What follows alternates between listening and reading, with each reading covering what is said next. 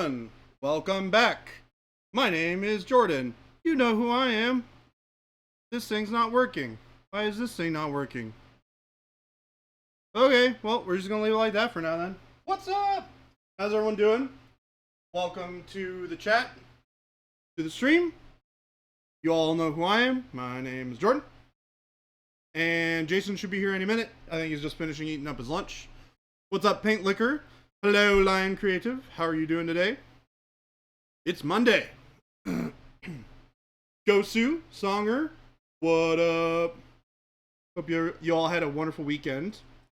I had a very relaxing one myself, which is awesome. Makes life way easier that way. I need to add some water. That. I need to replace my... one sec, chat.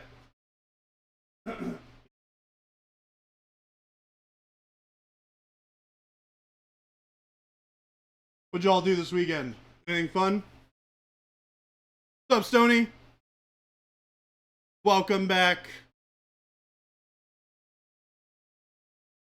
Gonna be home working on your June challenge. Nice, Gosu.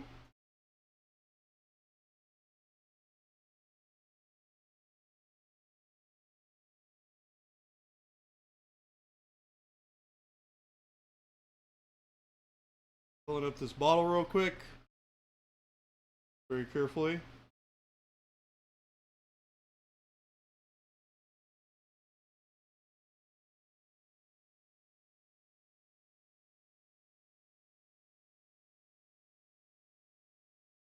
Played some Conquest? Heck yeah.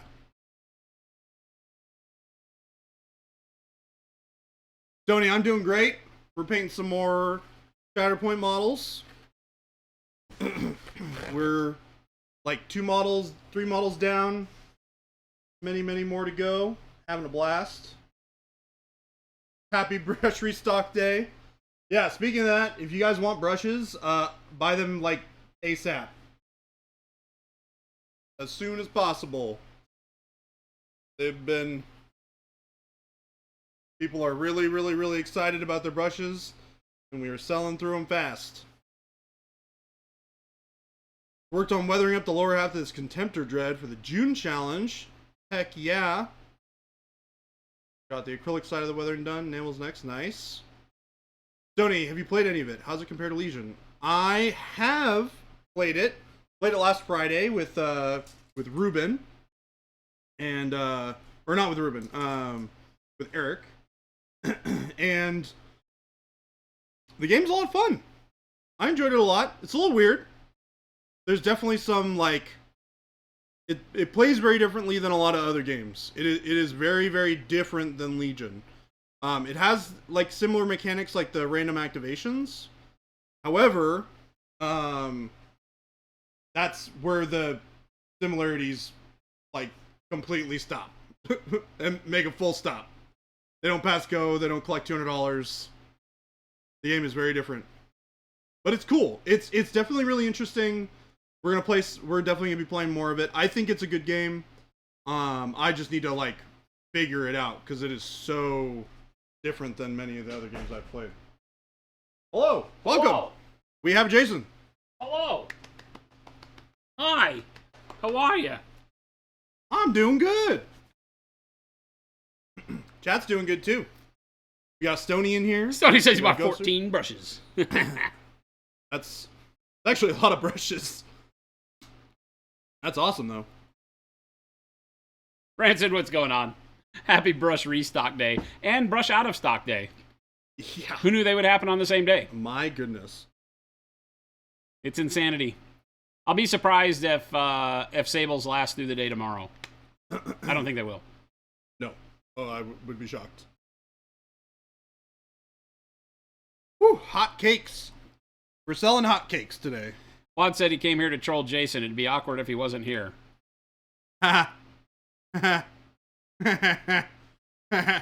What's up, What Tomato? Laugh it up, fuzzball. Hey. I think it's funny. Okay. Well, That good. thing's Then just a Wad little can funny. sign your paychecks. Ah, son of a gun. Wad, you gotta be nicer to this guy. Son of a gun. Son of a gun. You gotta be nicer to this guy. He's never done anything to you in his life. Son of a gun. He made sure we got brushes restocked. Come on now. Star Laser, you guys had to stock brushes when I spent all my Exos money on pre-ordering Leviathan. I mean, why would you do such a thing? Paylicker says I ordered both sets just so I could flex. Nice. Thank you, Paint Liquor. Lion Creative, what's happening? Hello, everyone. Hope you had a wonderful weekend. Even you, Gosu. Even you. All right. Assassin, what's happening? Let me finish working on this non-metallic metal. Good God, when was the last time I painted? Friday? Yeah. There was part of me that really, really wanted to find a way to do some painting this weekend. Needless to say, that didn't happen. And? I'm really beat up after the move. I know. Isn't painting like a good way to relax for you though? Yeah. Yeah. Gosu, you know I love you. Savage Wookiees, what's up? What's going on, Wookie?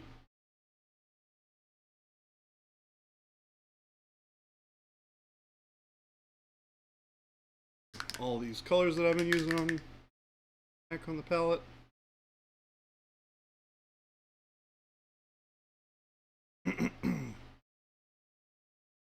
Finished painting model number 4.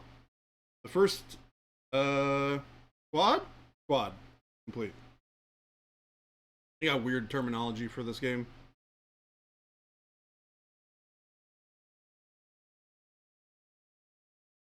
"3D printing a 354mm Battletech Huntsman? What the heck? That feels big. That's large. That feels very That's large. very large. Feels very large. This guy's 90 millimeters. That's like a meter tall, right? That's a lot. Like actually a meter tall, I think. No. It would have to be 3,000 millimeters. Would it? Right. Are there 100 centimeters in a meter? Well, it's a millimeter, so in order to have, you need Oh, I guess that 1,000. makes A sense. 1,000 millimeters is a meter. Got it. So it's like a third of a meter. Yeah, that makes sense. That's still very tall.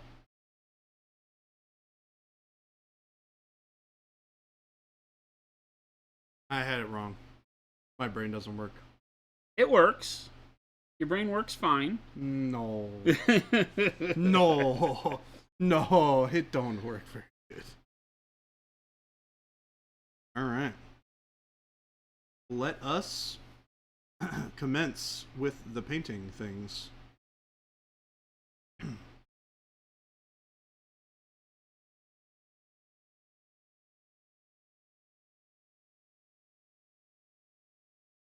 Brain no work good.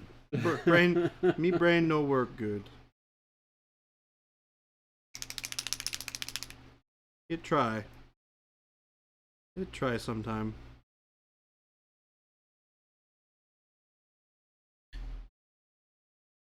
Teeny bit of flesh wash. We're building this up using a mixture of, this is just a dash of dark blue with a little bit of faded green mixed with a bunch of transparent white. Gets this like nice pale blue highlight, which we're using to settle in our blue reflections on the dome of this guy's head.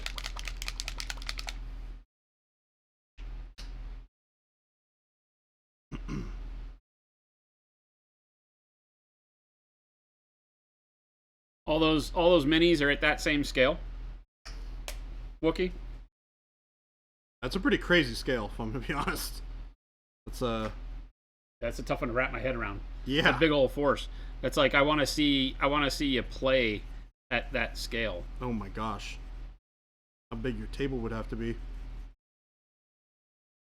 Love to see it though. It'd be sweet.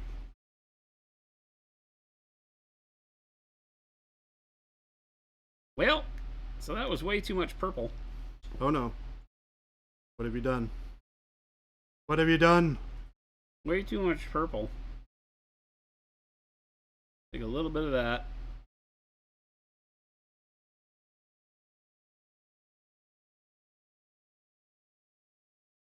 Backyard wargaming, yeah, exactly. Like the backyard, the entirety of your backyard.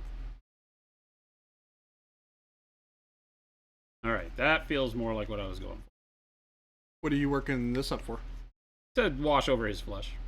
Ah, nice. Flesh wash and purple transparent gives me kind of a burgundy-ish. I like it. I like it very much. Let's see here. We need to build up a little bit more layers on the wrists. This is basically just faded green.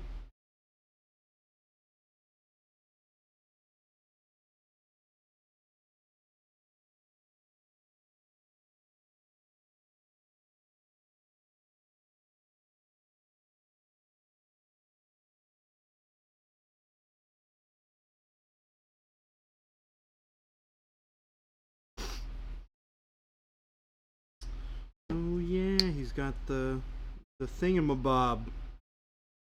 He's got the thingamabob, chat. The doohickey? He's got the doohickey. What's that? His codpiece. Oh. Gotta protect himself. Oh. He's going to a baseball game, doesn't want to get hit in the junk.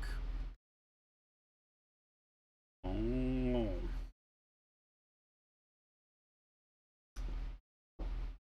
Because that would suck.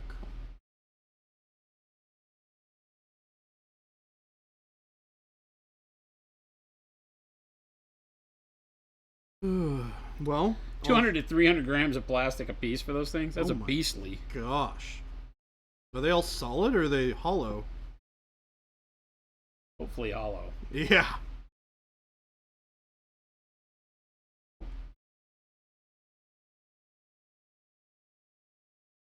Oh, you're doing a big old diorama? Cool. Here we go.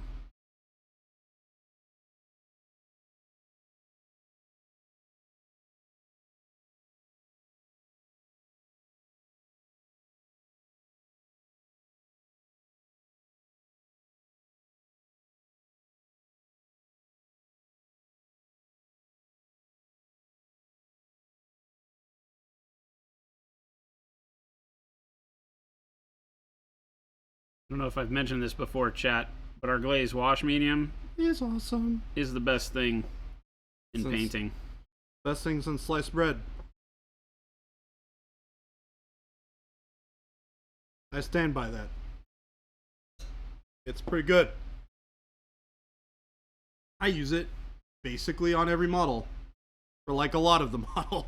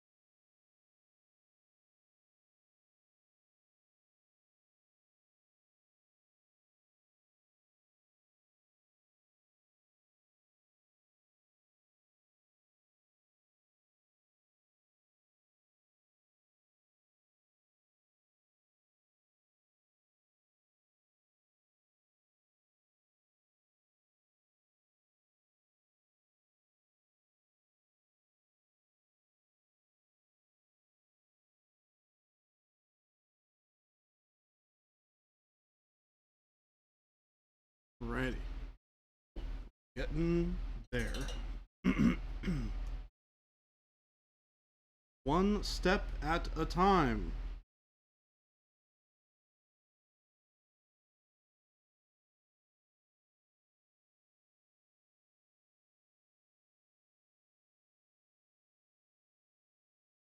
Loving the greens.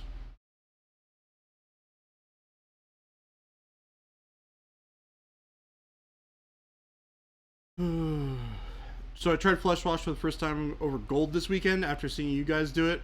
Really like how it looks on the Custodes. Yeah. Yeah, I bet it looks awesome on the Custodes. Because they have that, gives them that kind of like aged gold look. Adds a lot of that warmth back to them. Perfect for that kind of thing.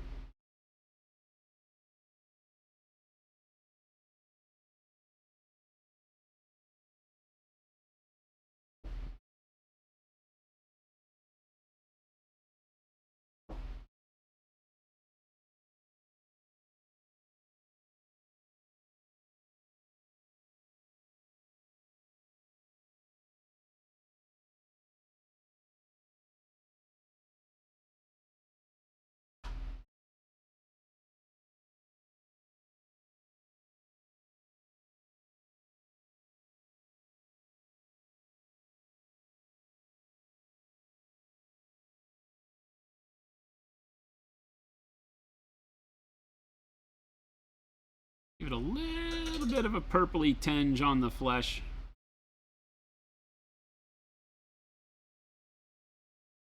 Works pretty nice. What's up, Mo? How's it going? What's up, Drips by James? Mo, never heard of him. Mo, never heard of him. What's happened to Jason?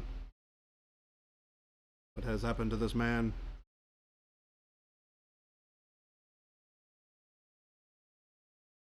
Good on, Mo. Drips, what's happening? Thank you.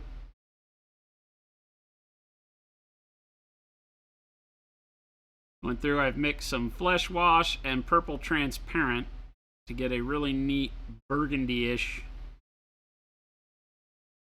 wash color for this flesh.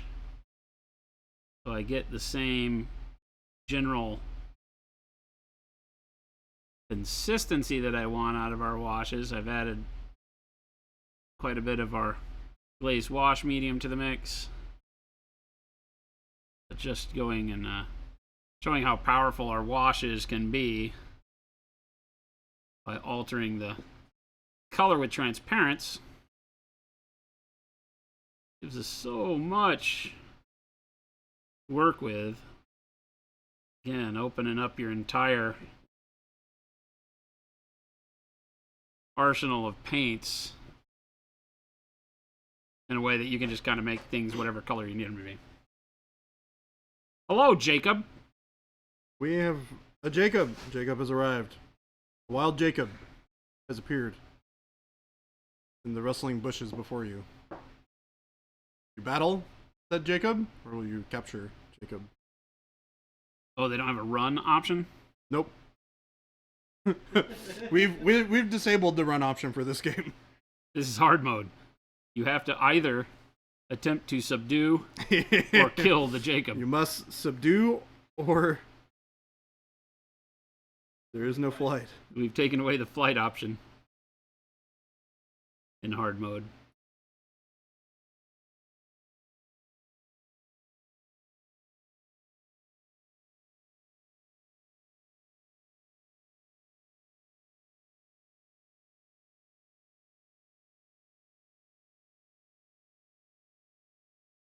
Doing some glazes of dark blue plus white transparent. And a little bit of reflective light to the top of this guy. Just kind of working these glazes together to get the right palette of colors that I'm looking for.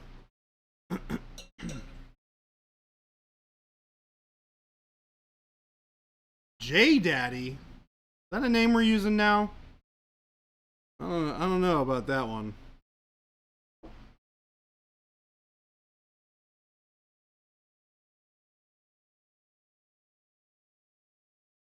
For who? Me? Yeah.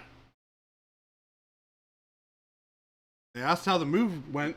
Who is your daddy? Who is your daddy? And what does he do? Moves.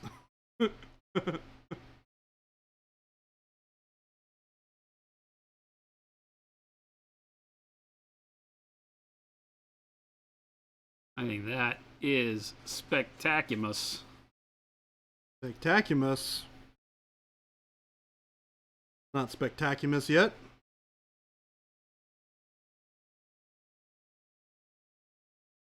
Jacob has moved to the production desk now. What are you doing over there? I mean, I guess that's probably a better place to eat it than, you know, the nice fancy couches. That makes sense. I approve of this message.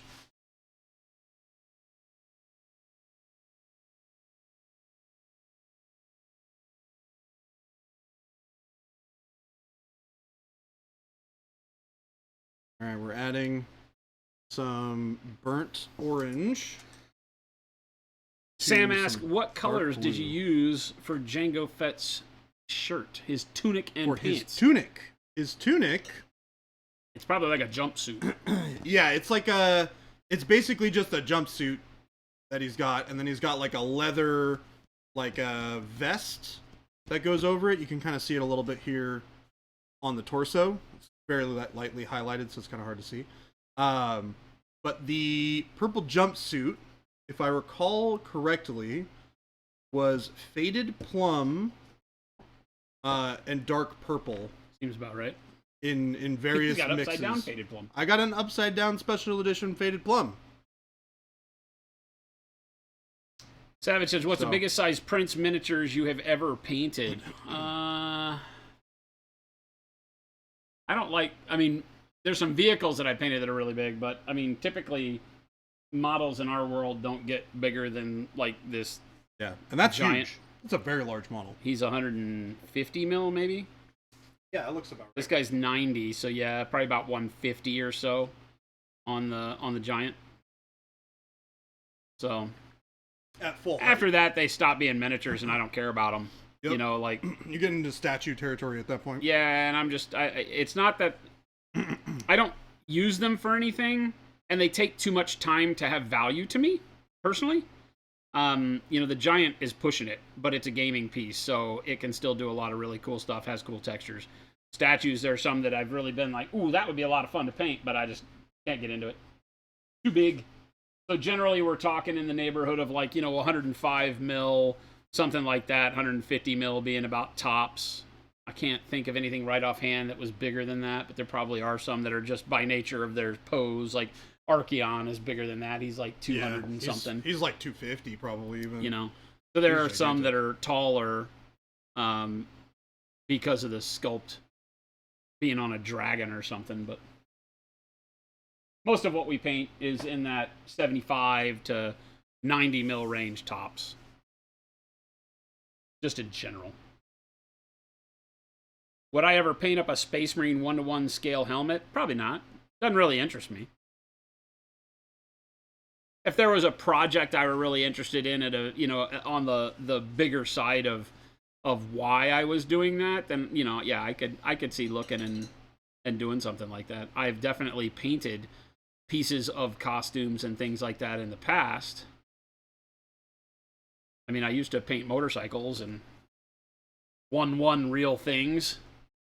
I have a and it's fun to think about this because I don't ever really know that I delve deep into what drives me to where 75 mil is kind of like my God scale. It's where I really love to be, you know? You know, we painted Dante, but with the addition of the wings, he becomes a much bigger model, even though he's really only like 32, 36 mil. But, you know, being able to add and grow the size, I think is really good. But in a perfect world, it's stuff that I consider to be like 75 mil, you know, a bust that would be bigger if he were at full size. I think is kind of where I like to be because I feel like the detail is still at a nice size. You know, at some point in time, it becomes so big that the airbrush is really your best tool. And you wind up doing like that 1-1 Space Marine helmet is going to be 90% airbrush, 80% airbrush, and then weathering. Yep. And I like my brush work. I really like to be able to use the brush for, you know, all of the details and things you want to bring in on it. And on something that large, it starts to feel like a time sink if I paint the way I like to. So I think that probably guides me into, you know, my wheelhouse of gaming scale to 75 to 105 mil. That makes sense. Yep, Baby J's been painting Shatterpoint for a week or so. Yeah, we've got a few models done. This guy's almost done. Be done before the end of stream today, I think. And then we've got Count Dooku, who I need to fix up a little bit. He's got a little bit of schmutz on his face, on the top of his dome right there.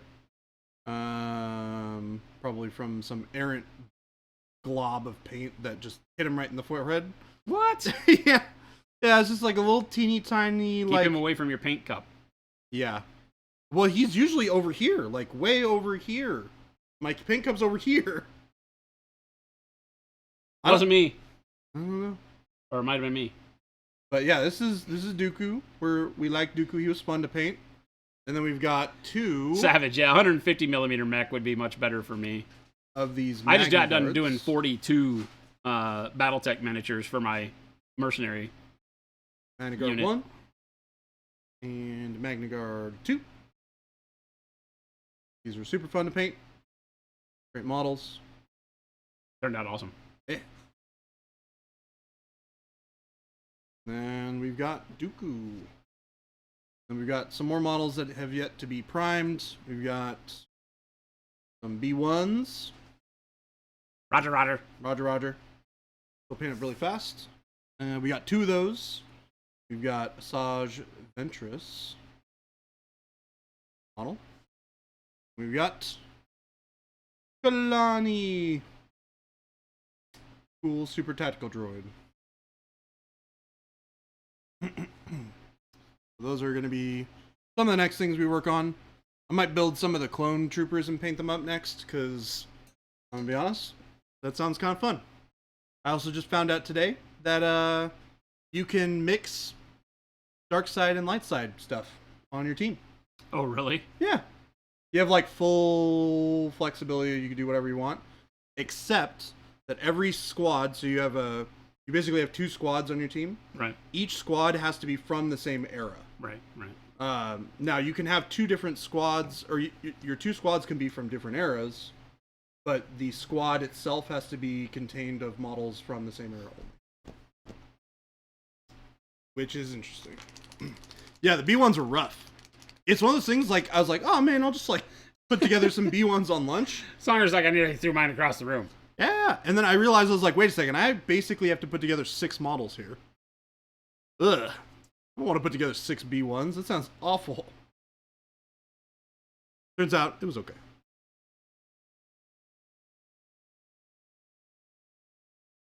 Great, those are on my project list for this week. Paint Liquor, the Cad Bane model is coming. They've shown it off for Shatterpoint. Looks pretty sweet. Comes with a bunch of merc people as well that I'm not familiar with,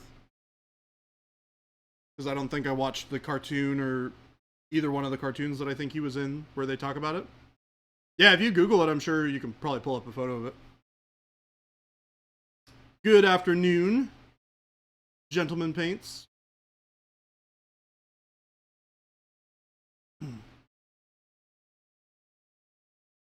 You're all in for Ewoks, Shard? Yeah, I can see that. One of my buddies is kind of the same way. He's like, can I play Ewoks? Like, yes, they are coming eventually. When? Who knows? But they are going to be there at some point.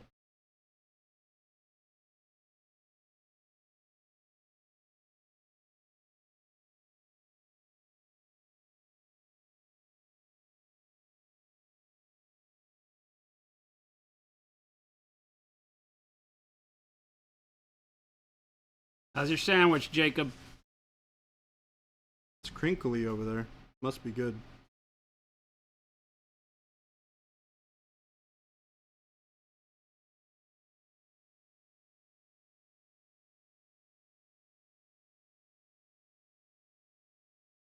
Hey, chat, should we have Jacob come finish the Death Knight for me? Jacob's like, I'm leaving.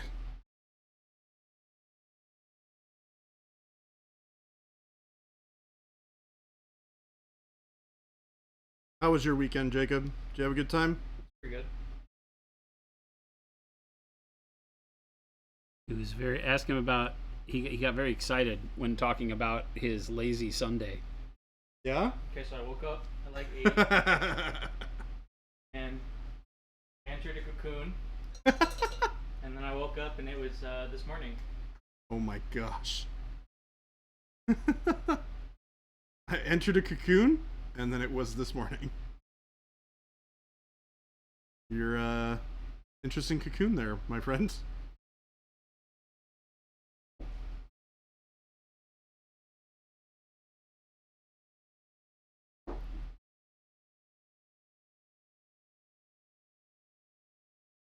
Okay. Like, goodbye.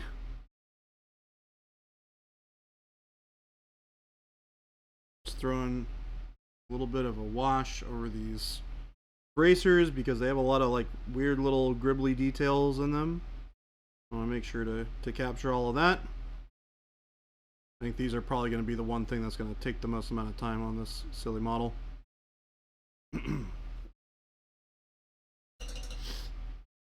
Route finally was able to order a set of the Pro Synthetics today. I'm so super stoked. That is awesome. I need to go pull some because they are going to be gone. I know, right? I need to get some for myself before they're all gone. I did hold back some for the studio, but Oh, did you? Okay. not very many. Our wonderful, loving customers come first, Yep. but I do need some brushes. Yeah, well, they're heading into that trilogy real fast. It will not take long, like you said.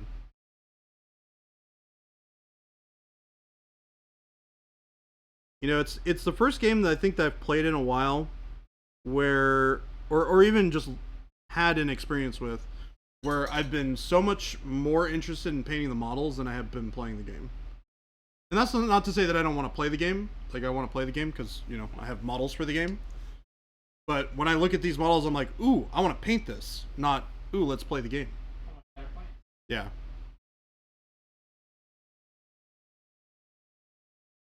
Pro Sable 0 and 2 are already out of stock again, Dower? Seriously? Oh my gosh. Is that true? I didn't think they'd last the day after the way the day started. I thought they'd last us at least a week, but then I've refined my statement as the day has gone on. Yeah. It's so true. Dower, yeah, it could possibly be. I mean, they've been in stock now for 4.5 hours, and we've sold thousands. Yeah, it's... Like the rush, we sent the notification out on Saturday morning. We made the post on social media and told you guys on Friday. Sent the post out via the broadcast, the newsletter broadcast on Saturday morning around 10:30 or something like that. That went out to every customer, retailers, consumers, the whole nine. Got a tremendous influx of people asking questions on Saturday afternoon. Figured it was going to wind up being big. I got them up at 7:52 this morning. Whew. I think I got full stock at 7:52. The synthetic set didn't see stock until like 8:02 or something like that because it was stuck and hung up in the system for some reason. So I forced it through just after 8, but the other ones were there. And then after an hour of brushes being on the store, we had already sold through 50% of full stock. Yep. So it was a great stress test for the website. Yeah, that's true. Because no problems on the website at all. One of the biggest rushes of product we've ever seen in our company's existence. This was, I would have to go back and check, but I think at this point it's bigger than the Signature Series release. Oh, really? This restock of brushes. Wow. For single day sales. Oh, okay. Yeah. Right. That's still, I mean, amazing, right? Yeah, it's crazy. So, but it's also very stressful for me because, you know, brushes at this level are supposed to last us for months. Yeah. And to only make it a day is absolutely exasperating on some levels. Because we won't have more brushes in stock until sometime late August. August or early September at this point. So it's going to be won't be quite as long that we're out because we're already manufacturing the next run. I'm being told that our crimping machine, our Faro crimping machine, will be here at the beginning of July. Oh, wonderful. So if that happens, then we might see stuff restocked in July because we'll be making stuff here. But I can't promise that because, again, it's the training and the understanding we have to gather here internally at HQ to be able to make brushes that we feel are going to match our quality control. And so we're having to learn what the Germans have been doing for, 80 to 100 years at the factory. So if we can pull that off in 2 weeks, then huzzah! And more brushes for everyone. Huzzah! But I really, being realistic, my goal is to make sure that we have U.S. made brushes rolling out of Monument Hobbies HQ that match our quality by end of year. Now, that's a little pessimistic. I'm being very conservative on that front, but I have to be from a business standpoint. Yeah. If I say, oh, I guarantee we'll have U.S. made brushes in July, then we won't. Better to be pleasantly and I'll surprised be very when bummed it happens out. earlier. So I'm hoping into year on that one. So it's going to be a little iffy, but hopefully by fourth quarter we wind up with a solid brush production and stock happening.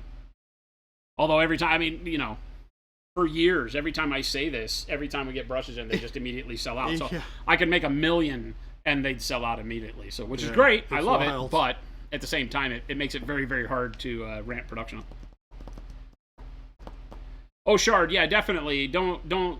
We are not ungrateful.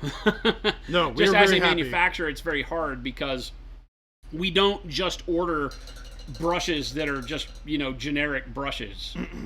We work closely with the factory. We have our own design, and so it takes a long time to do that. We don't just get to order stock that's the same as everybody else's, and that makes it tough. So the time frame, right? It's just that we sit around and we're like, why can't we have more brushes?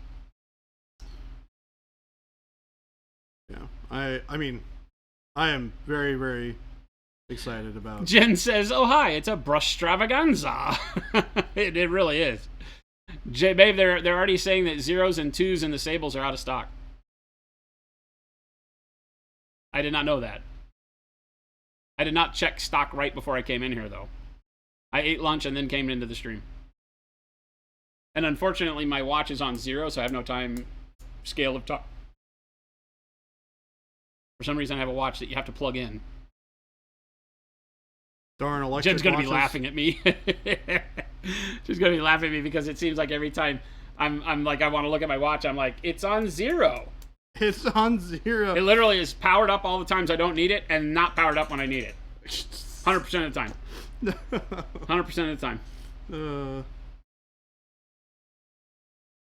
Yeah, 4.5 hours out of stock. Hopefully Baby J got my message from my order. Well, the sets will be out of stock as soon as any individual paintbrush is out of stock, because the way our system works is we just stock singles, and it allows sets to be sold as long as all of the singles that are part of that set are available. So if we sell out of one brush, sets will no longer be available. We don't take certain amounts of brushes and make sets with them. Same with paints. If you ever see a paint set out of stock, it's because one or more of the colors in that set are in need of filling. So it means that they'll probably be back in stock within a day or two. Like right now, I think base sets were, you know, sometime before lunch, base sets were like a couple dozen of them in stock, which is super low for base sets. But we're filling white and black today, which were the two that were out. So, and I think blue. So we're always in big times when there's a lot of like distributor orders. All of our international distributors, of course, order a absolute crap ton of product like once a quarter, you know, or twice a year, some of them. And so when you're dealing with that, and we just had all of our distributors order in May. And so in June, we fulfill all that, and June is like a catch-up month for some products.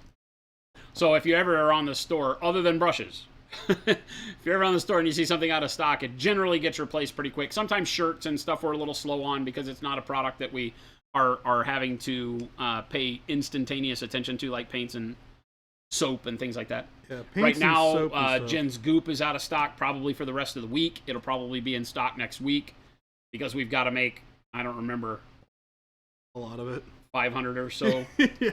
for a distributor order. Oof. Trucker hats, yeah, I need to order them. So it's the only apparel item we don't make ourselves because we don't have an embroidery machine here.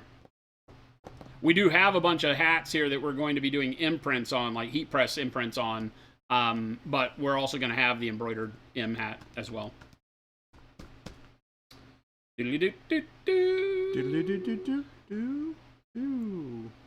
Yeah, Samlin sets are in. Uncle Adam sets are in. Those were doing pretty well before lunch. You can still grab those. The Sam Lin set has the 0 and the 3 Sable in it. So, or it's a 1 and a 3. Might be a 1 and a 3. But if you're looking for 0 and 2, the Sam Lin set is a great way to get, because I think it has a 0, 1, and 3 Sable, as well as the 2 synthetic 6s. It's a fantastic set, and gets you the Sable sizes that you might want, and matte black handles instead of the red gloss that we do the normal Pro Sables in. But as long as you don't care about that, do those? And it benefits Sam. It does. Do we sell those separately as well, or are those just no? The Signature Series brushes are only ever available as sets. In sets, okay. Yeah, we felt it would be confusing if we did them as singles, because they are exactly the same brush. Right. It's the combination of brushes that really is the signature part of it. Yeah. And the color, because of the cool color handles that we do. Yeah, that's true.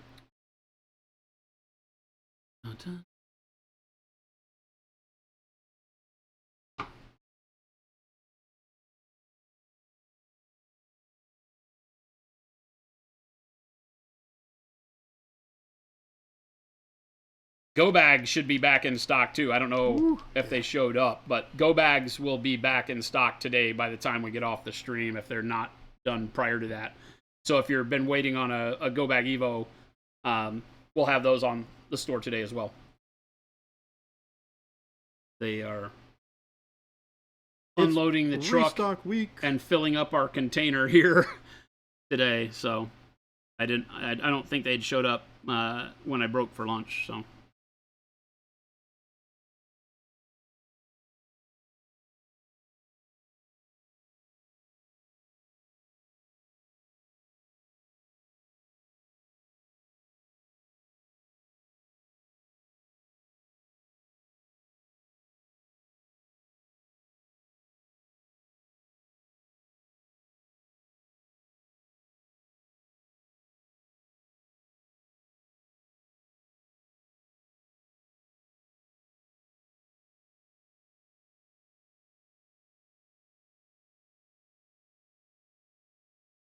Random thought: Baby J needs Baby J tattooed across his knuckles. I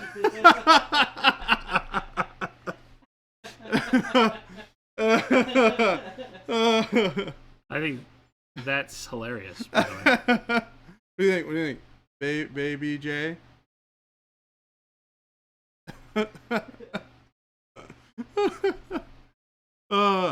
Throughout the great, I think Baby J needs a Hobby Go pouch. We have a Gens and Slow Fuses. We just need another now. Like a fanny pack? What are we talking about here? Oh, Hobby Go patch. Excuse me. Oh, excuse me. I'm gonna say you can make a hobby fanny pack for him. You know, I have been big in Germany thinking about like a cool emote or something, or like a thing in the Discord that I could use. I gotta get one made. But I'm thinking up ideas for it.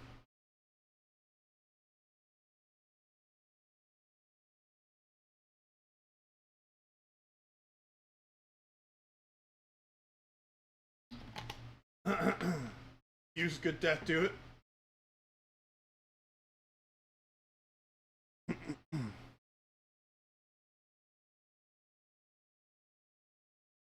Jay with a nah. No. No diaper stuff.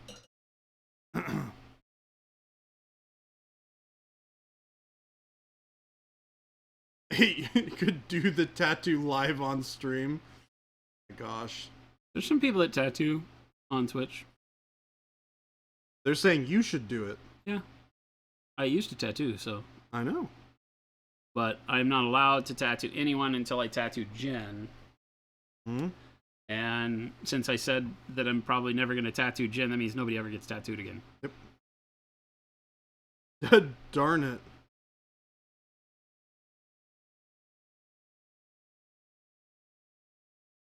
Jay with a baby bonnet. Jordan with a baby bonnet would be hilarious. We need to do that. No. I think that's great. With a pacifier and a bonnet. No. Yep. Pacifier and bonnet. It's happening. Oh my gosh. I'm pretty good with a pencil. Oh my gosh.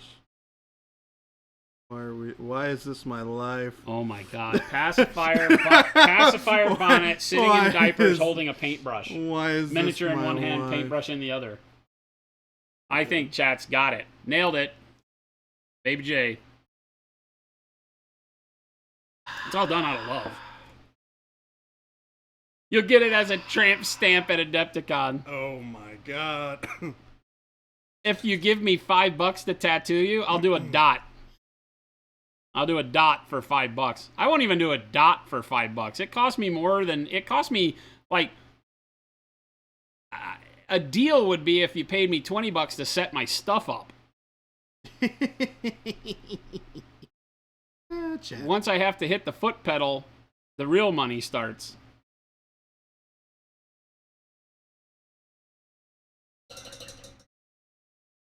Oh my gosh, can you imagine that? Like Baby J, and he's just holding a bottle of Pro Acryl, sucking on the nipple of the Pro Acryl, holding a paintbrush?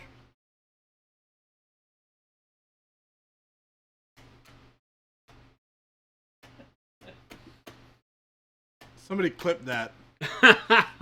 Somebody clip it.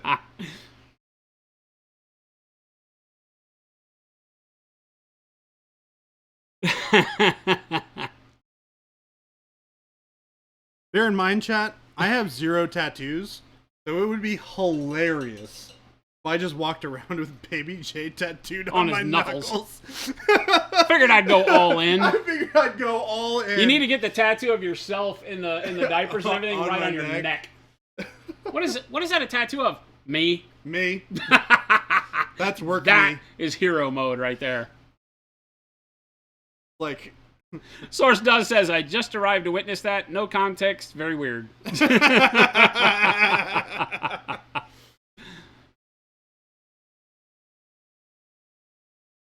Baby J thinks Slow Fuse's face was funny. Baby J's look was priceless.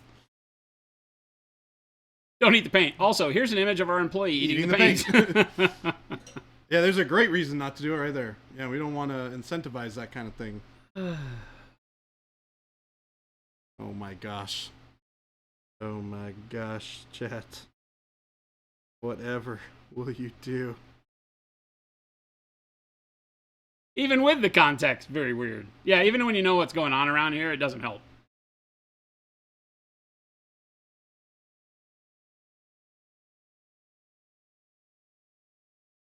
It will show you that if you eat the paint, you'll need a diaper to boot. Oh my gosh.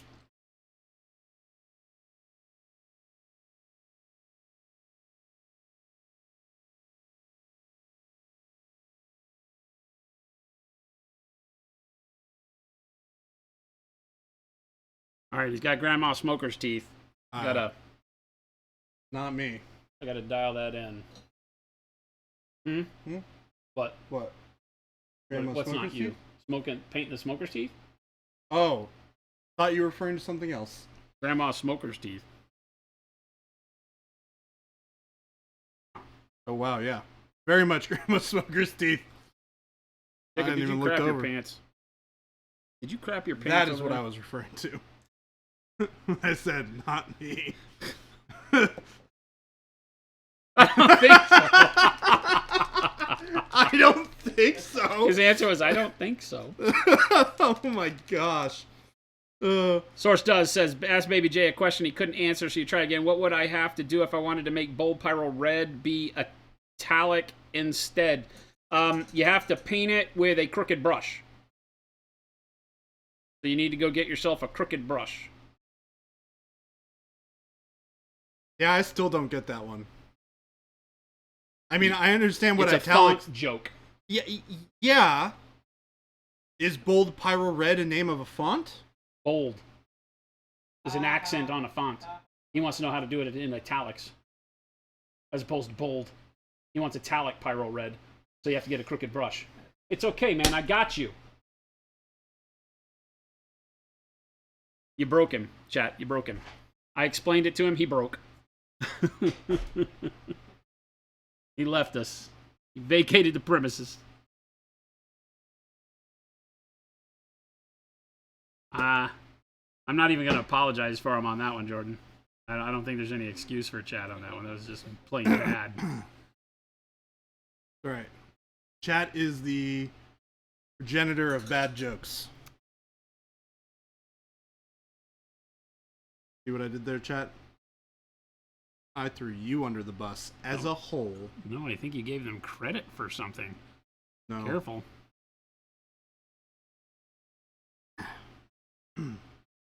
No credit to be given.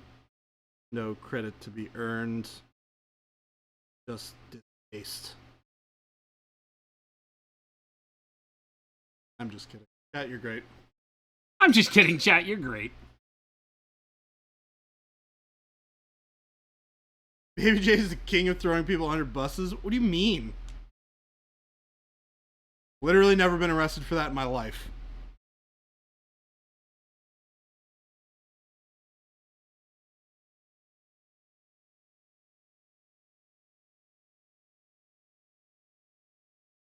What about that one time? We don't talk about that one time. That one time? Never happened, Jason. All right. Just Remember? checking. We talked about this. Just checking. That one time did not happen. Just checking. Nor did that other time.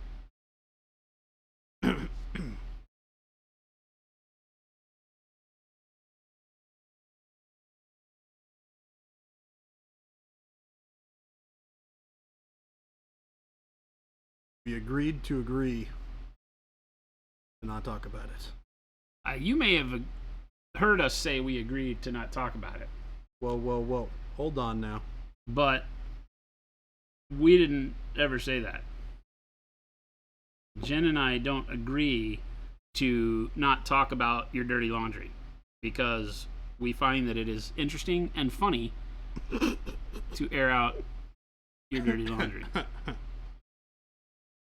And in the interest of humor and content on stream,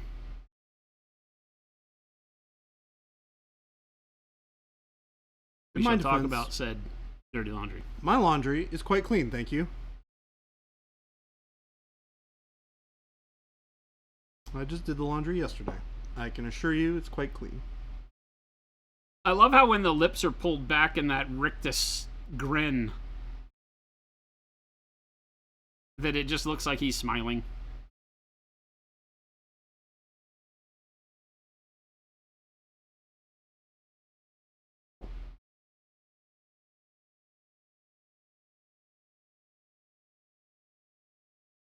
Alright.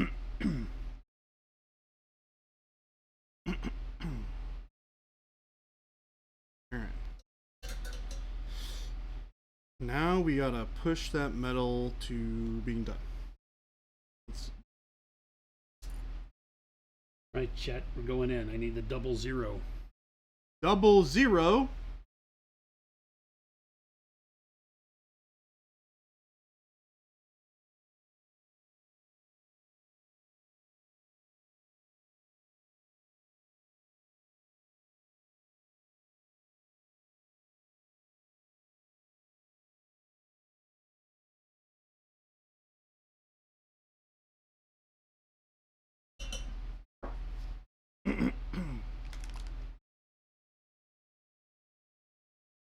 Oh, that's not the white we're looking for. We're looking for regular transparent, or no, regular titanium white.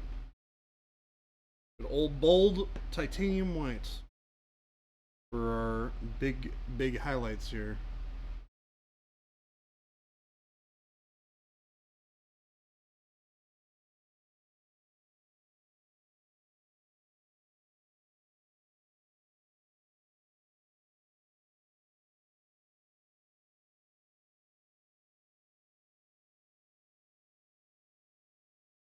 It looks like a soda drinking, cigarette smoking, great aunt's smile. Nailed it.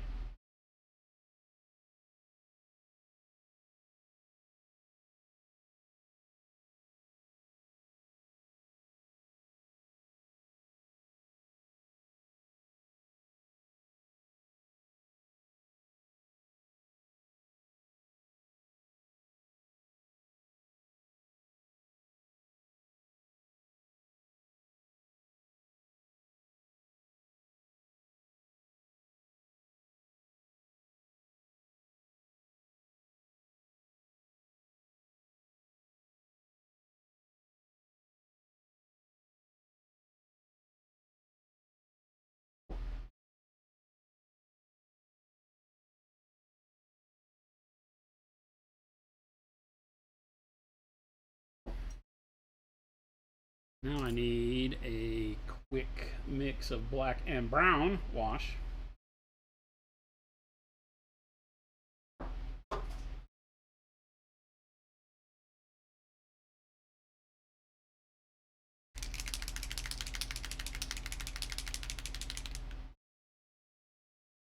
You got to do the eyes and teeth on your Death Knight still?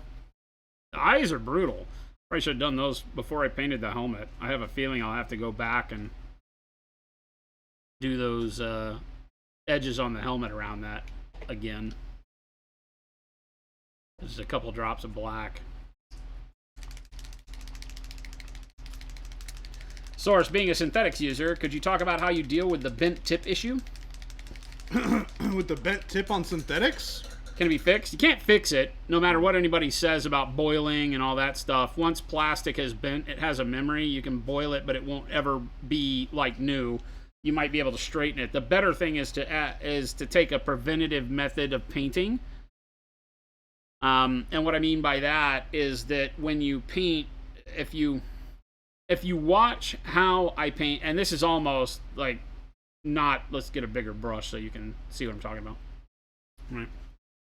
So when I'm painting, right, I will get my brush wet with paint, and then I generally come over here and take a little bit of the paint off, and I'll rotate to get my point, right? So I'll pull kind of straight back, rotate, straight back, 90 degrees at a time, and that'll get your point there, right? That brush has still got a good point on it. This is number 4? Yeah, number 4, right? And then as I paint, what winds up happening is the brush tip starts to flatten out as you apply pressure to it, okay? So it's happening right now, right? So there we go. So the tip is blunted off, right? But what's happening is that it's sharpening it this way. I have an even sharper point this direction and a flat chisel shape here. So then as I'm painting, I'll rotate it 90 degrees into my sharpness so that I can get that sharp line back. That then builds the point back as I'm painting, and then it goes past the point and starts blunting it out again. Where now it's blunt this way and much sharper this way, right? So then I just keep rotating my brush 90 degrees to get back to my sharp edge as I'm painting and want that detail. If you're just base coating, you don't care. You're just smacking paint around, right? But once you get into the detailing section, right, I'll rotate it, get my sharp point back, and then I can paint and pull lines with that, right? So if I come in here right now, grab some color. All I have is bright colors. You'll just have to deal with that, right? But I'll basically come over and normally just kind of get enough off, get my point made on my brush, right? Paint a little bit, get my area done, and then now I've kind of got blunted one way, sharp the other, so I'll rotate it over to my sharp side to where I can now pull a nice thin line for detailing, maybe doing an edge, you know, some texturing if I'm texturing like that. But eventually as I'm painting, I know that it'll blunt out. I'll see my lines getting thicker, and so then I'll rotate it 90 degrees again, and now I can get back to a nice skinny line if I need it. Or sometimes I just need bigger coverage, right? So constantly rotating your brush instead of getting stuck in this thing that most people do, which is a lot of people don't think about it, but they'll hold their brush with the text facing up or where they can read the text. I'm left-handed, so I can never read the text. But if you're right-handed and you're painting like this, a lot of people kind of subconsciously hold the brush to where somewhere the text is kind of visible like this, right? It's funny to watch. And so they'll paint with the brush like this all the time. Go back over to the palette, come back over, and rotate their brush around unknowingly to where this is how they're painting. If you keep the brush in the same direction all the time, it gets a memory. It starts knowing how it's being bent, and that's where the tip bend comes from. You know, this is a pretty old brush, okay? And you can see how there's not, again, it's in that. Let's pull it to a point real quick. Right. It still holds a good point all the way around. Now, if we get in really close, if I punch in on this, you'll notice that with my brushes, because of the amount of stippling that I do and texturing that I do, they start to blunt at the tip rather than curl. They just start to kind of fray at the very tip. They get fuzzy right at the tip of the brush. Because I'm constantly going in and jamming it in there for textures and to do my blends. Like blending the top of a Space Marine shoulder pad. And we've been doing it a ton on Dante. Is blending all those specular highlights around by poking little dots of paint. loosely in circles, and that'll beat the crap out of your brush. But this will still be a great brush for a long time coming, right? Even though you can see how much I've used it. Look at how far the paint reaches up out of the ferrule there. You can see that shine of paint, right? And when I bend the brush, it doesn't bend at the ferrule anymore because it's got so much paint built up in it, right? But I can clean this brush and get good use out of it for a long time because I rotate the brush constantly as I'm painting, right? So I don't suffer from tip bend. The only people that suffer from tip bend are, number one, using very, very cheap synthetics that are made out of nylon. Nylon is tremendously bad at that, getting that memory very quickly. Think about bending your credit card in half, right? It'll never go back flat again. You can get it sort of flat, but it'll always have that crease. That's how nylon works, right? We don't use nylon brushes, so our synthetics will always try to snap back to a good point, but if you continually use them in the exact same direction, it'll start to bend that way. So simply rotating it 90 degrees, paint a couple of strokes, rotate it 90 degrees, paint a couple of strokes, rotate it 90 degrees. You'll get that sharp edge back, so you'll have a nice thin detail line that you can paint with. And you can also, of course, press harder and get it to do a nice base layer, you know, a thicker line. But constantly rotate it 90 degrees, and you'll never see that problem again. Until your brush is ready to go in the garbage anyway.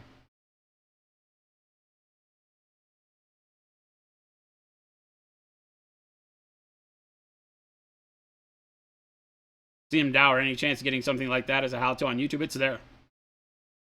Yeah, I think the brush care video is on YouTube. It's like 40 minutes, the old one, but it shows how to prep your brushes, check your sables, work them.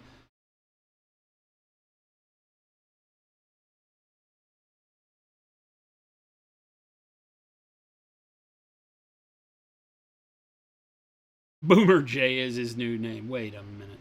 Boomer J. Yeah, that's me, Boomer J. Yeah, no. Oh, I thought they were talking about me. All right, what was I doing? I was making wash.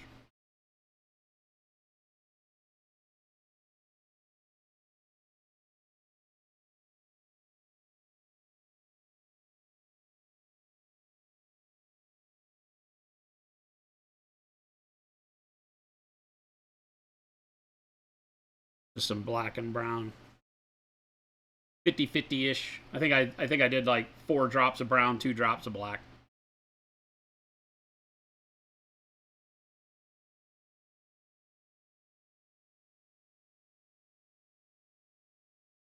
Source does. They're in stock right now. Source, they went in stock today. Buy our brushes. Synthetics are still there. Some of them. No, I think all the synthetics are still in stock. What was the one? Sable zeros and 2s are out already. Oh, right. Ooh, that's a lot of wash right there. This could come back to haunt me. Very easy how I tap this on there.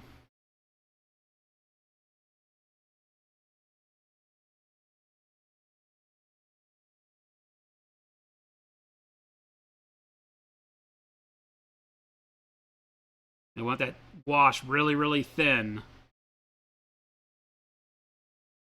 so that I can do exactly what we're doing here. Boy, it's hard because I also want it to be able to kind of filter into those spots, but I don't want it to be uber dark either. I'm going to overload the tooth area real quick. So, actually, that's not half bad. I'll leave that. I was going to get my brush wet and wick some of that away, but I kind of like that. That gives me a really good basis for it, except it's not quite dark enough back here.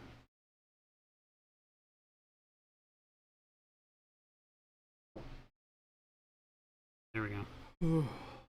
Lots of non-metallic shine to work on, chat. Coming along. Yeah. The bottom teeth didn't survive the sculpting as well as the tops.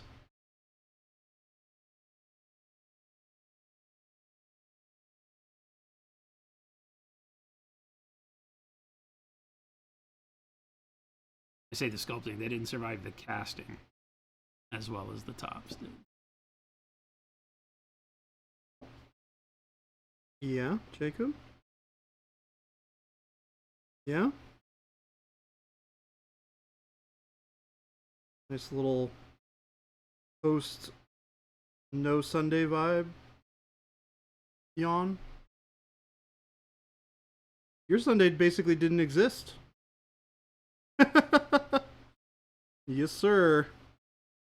Man slept right through it. I don't even know that happens. I don't have to do a whole lot else on that. That worked wonderfully. Black and brown. Darkened up the teeth just right. Do a little bit of highlight pinpricks on those upper chompers. That gives me the smoker's teeth I was going for. Got kind of a snaggle-tooth grin anyway, so.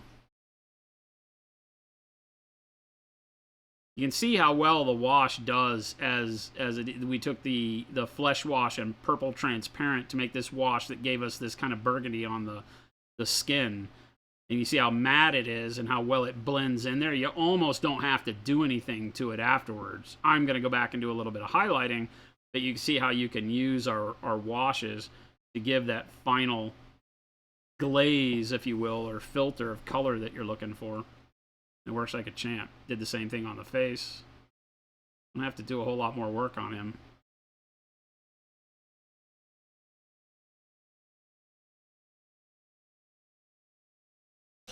Okay. 3 or so months ago, Baby J, when you got this job, did you ever imagine it would be like this, or did you think it was going to be more tame?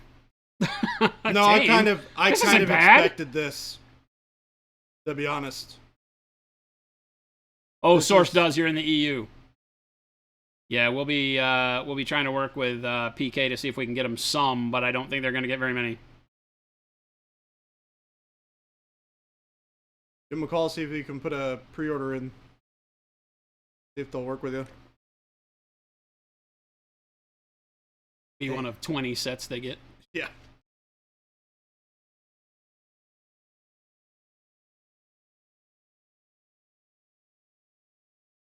And then your store needs to get some from PK. Yeah, unfortunately, international distribution's probably going to get the short end of the stick on this batch of brushes, only because I think distribution in general is going to get the short end of the stick, which I hate to say.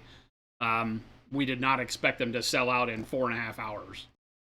So, no, we did not. We pulled stock that did not get offered for public sale, but it is not near enough to handle all the distribution stuff. So we're going to try. We're going to see what we can finagle. So I could recommend something decent. You know, it's funny, and this is something that as a manufacturer, obviously, we're going to say our own.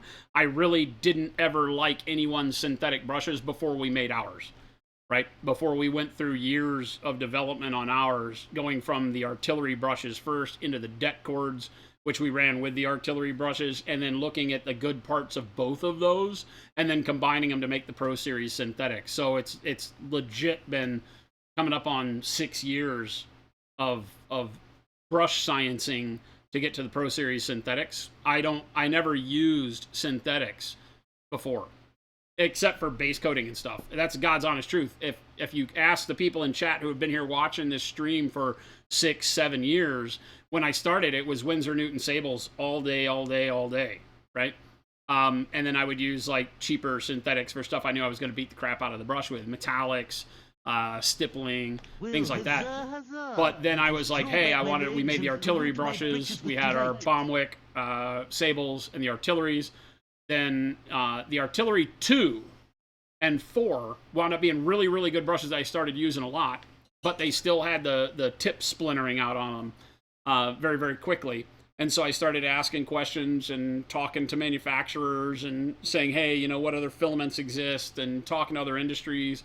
And then the det cord became a thing. It was just a little too stiff. And so we wanted and it's funny to say the softness of the artillery brushes. They weren't soft. They were still stiffer than sable, but not quite as stiff as det cords. We wanted an in-between and something that really worked. And that was when when the Pro Series brushes came out, when Jen and I were sampling them, we both fell in love with them and started using them 100% of the time. Jen still has, and I still have, some of those in the cups here. Jen still uses hers, so she's got me on that one because I haven't been using mine for quite a long time. But like, no, that's not it. Ah, yes. Here's number 2. This is a number 2 that I could still use today. These are the original sampled brushes that we put together from 2020. Oh my god. I think. Such a long time ago. So this is a 3-year-old synthetic, and I'll have you know that we have beaten the absolute crap out of these, and there's 0 tip curl on this. This is the Pro Series Synthetics.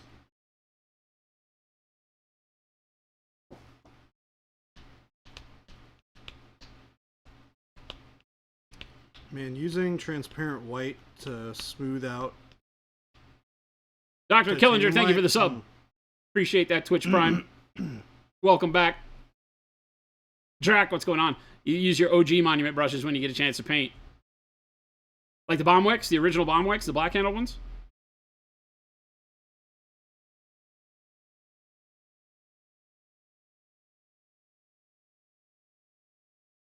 Source, so what makes you prefer your own synthetics to your own sables? I prefer a synthetic because I like the snap better.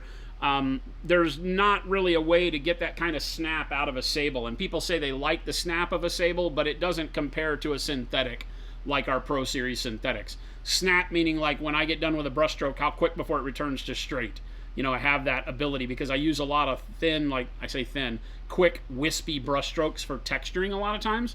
And I do it in my blends for feathering. I do it as texture, visual texture. It's just kind of the way I paint. And the synthetics will snap back to straight so that in that brief amount of time it takes me to get ready for my next brush stroke, the brush is not flexing. Whereas a sable, once you load it with acrylic paint and start doing that same type of brush stroke, the tip will start to curl. Unlike a synthetic, it will straighten out once you clean it, right? But the tip will start to curl so that when you hit the next stroke, you're not hitting it with the same angle. It's starting to bend out and be a little bit off. And so your lines get thicker as you do your blending, for me and the way I paint. But remember that tools are very subjective in the way that you use them. Jordan loves the sables and uses the sables. The way he uses his brush control and the way he uses his brush strokes befits that softer feel on the brush. Yep. And works great.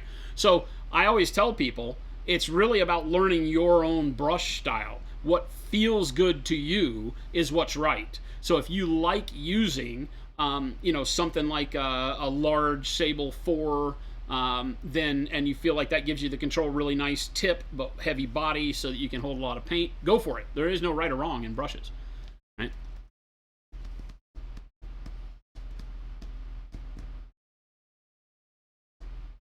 Gotta figure out where your comfort zone is and hone in on it. Source. I mean, this is what we started. Remember that we were a stream trying to get you to be more confident with your painting long before we were a manufacturer. So we've been doing this a lot longer as teachers of painting than having products to sell you at the same time. It just became such that there's only so far you can go with inadequate products. If you're teaching people how to paint, you're like, oh, what you really need is a product that doesn't exist, and there's why Acryl exists. Yeah, it's like, well, and why some of our stuff exists. You know, the go bag. You know, the things that we're like, you know what we really need. So it's these types of interactions with the chat in Twitch that has developed a lot of our products with us, believe it or not. Because we'll sit around and talk like we're talking right now and be like, oh, you know what? That would be cool if we could do that. And then, ta-da, product.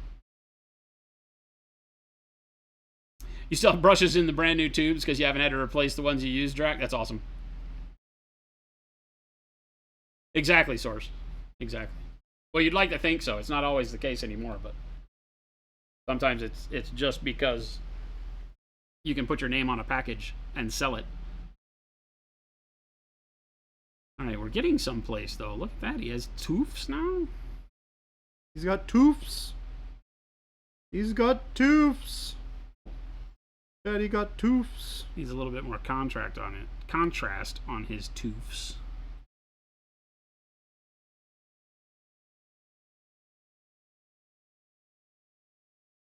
I'm a 00 again. Yeah, I paint almost exclusively with our synthetics nowadays. Have for years. You need bottled time and motivation. I think one of those comes with the other, right? And I don't know that it's particular as to which. I think when you find the motivation, you find the time. Right? That is true. I think when you have the time, it's easier to find the motivation. So I think it's really just which side of the fence are you swinging from to be able to get in and get that done. But yes, everything from artist block being a very real thing to life just getting in the way.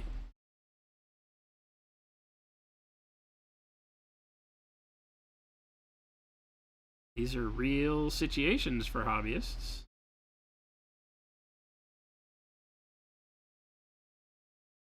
Yeah, I wish I had more time to work on projects, but I can only paint so much during the week.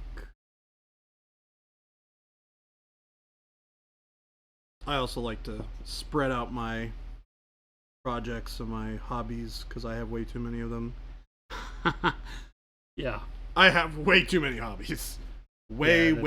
That's why I painted like all 42 of those battle mechs at the same time, because I knew that for the time being, BattleTech is really where I want to live as far as gameplay goes. Yep. So get it done, and now I don't have to worry about hobbying for the game I want to play. If somebody wants to grab a game, I got 42 choices to pull from. Yep. You never really have to worry about it again, which is great.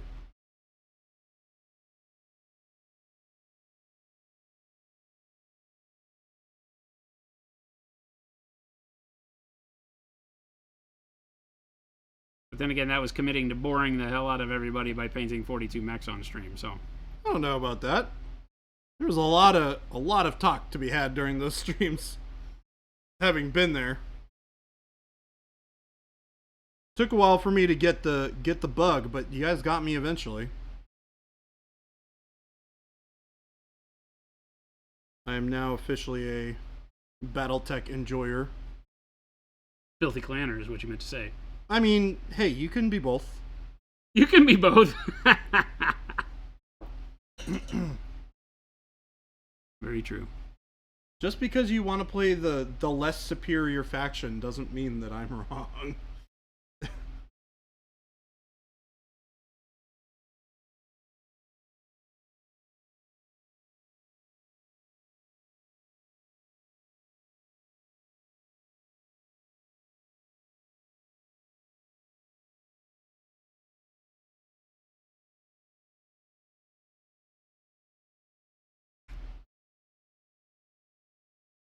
Baby Dave's Hobby. Collectible card games, miniature wargamer, world-class assassin. He's a world-class assassin? Should have asked him more questions in the interview. You're not going to see this tooth. How did you find out? You're not going to see this tooth, gang. Sorry. You're not going to see this tooth. This is not going to happen. You will not see it. It will be painted. You will not see it. And that will be that.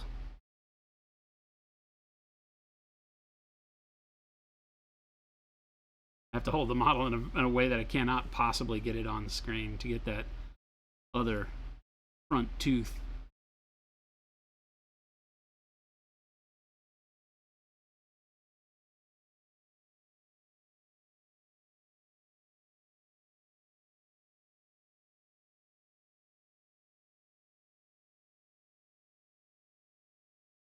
You know what I'm craving right now, Oh, Jacob? it's good. Dirty teeth. Wings. Look at those dirty chompers, Chet. Dirty chomp. Ooh, gross. Ooh, gross skin. That guy needs to moisturize more. He needs a doctor. He needs a little bit more than that. He maybe. needs a dermatologist. Right now. And a very good dentist. Yeah. He's got his roots are showing. Yeah, she get Death Knight dentist. Yeah, exactly.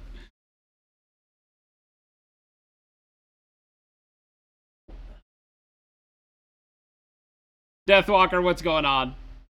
Hopefully you got some brushes. Mo says he waiting on me to finish the other 80 mechs. No. like the guys are already starting. Like Ruben came in and goes, "How much for the BattleTech on your desk?" I was like, "Which ones?" He's like, "Yes." Yes.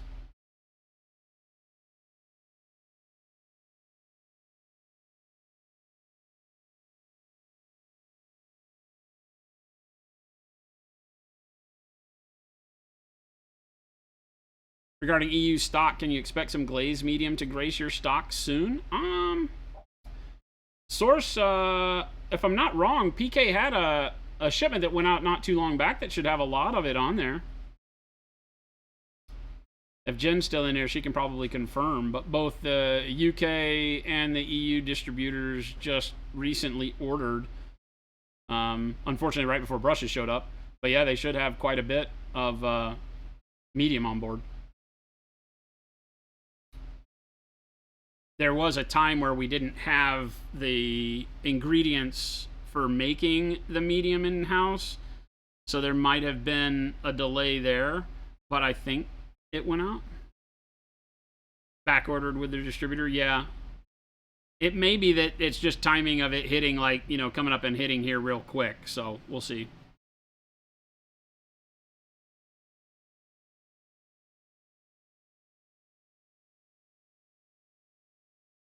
Yeah, PK got medium. So they should be handling their orders, I would assume, here pretty quickly, because they got everything they ordered. I'm pretty sure.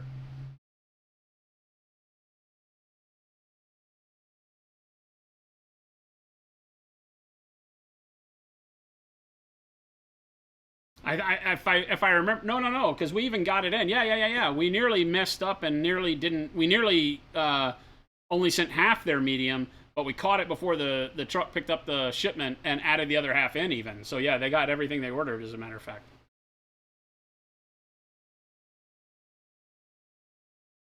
Been waiting for what feels like 6 months to upgrade.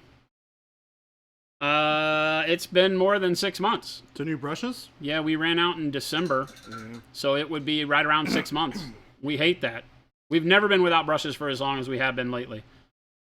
And that's all. I mean, I say thanks to you guys, not thanks like, yeah, geez, thanks, buy them all. You know, but it's really like just because the fervor over our brushes grew to this weird crescendo late last year. And when they hit just about, I want to say it might have been like just after Halloween or something like that. It was and they were November, gone. right? They didn't last like a month. And that caused a lot of people to be like, you know, damn it, I need my brushes. And they're on the lookout. Now, 6 months later, we get a bunch of mad customers that are like, you know, what the hell, when are you getting brushes back in stock? And we're like, hey, they're back. And now they're gone in a day. They're back, but get them quick. A medium amount of medium automaton? No, we sent the whole thing. I said we nearly sent a smaller batch that they wanted, but we caught it. We were able to catch it. Jen was on top of her game. All right, I think we're officially on to painting leather now. The new GW box set, yep. That this metal is done. Avian, going on. Could noodle on this metal a little bit more, but I guess I technically need to finish. You kept him in stock longer than GW does. Oof. I don't know. I thought that there's been conflicting reports on the latest set. On availability? Yeah. Some people have been griping about it going out of stock, and some people are saying it's fine, and some stores, I don't know. Not my world. Not my circus, not my monkeys. Oh, the Kill Team stuff I know is bad. Yeah. I wanted a lion, right? Yeah, I can't get a lion. They just can't get one.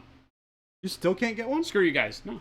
What the They never released it again, I don't think, unless somebody tells me differently. Oh, right. They did the first release of the lion with the stuff you didn't want that they probably had more on the shelves than they needed. The guard, The Blade guys, Guard the veterans. veterans? No, they weren't Vanguard vets. They were something else. Blade Guard vets, right? Blade Guard veterans. They had Blade Guard veterans and the lion, and they did that box set, and then they said, but don't worry, he'll come by himself sooner than the sun burning out, which still hasn't happened. You know what's funny? I'm pretty sure there's Blade Guard vets in that box. In the new Leviathan box. I could be wrong. What's that? I think there are more Blade Guard vets in that box. In the Leviathan box? I think so. Oh. I know there are vets. They may not be. I thought it was all new stuff. No, I don't think so. Terminator Librarian, Terminator Captain. I believe there's a vet squad in there. Like a Gravis Apothecary. Yep. The Dreadnought. Yes. Probably some squad. the Stern Guard. Stern Guard vets. Stern Guard vets. Yeah. Not Blade Guard. Yeah. Are they new? Yeah, they're new. Oh, okay. I think everything in that box is new. Okay. Then yes, everything in that box would be new. Drac, thank you. I just wish that I always take it hard as the product guy here when we can't get enough product made to keep up with demand. It sucks. It just sucks. It sucks to have people be really excited about it and not be able to say, hey, well, that's the thing, gotcha. Right? Yeah, there's a lot of reasons business-wise why obviously you want to make sure you have all of the stuff that people want in stock.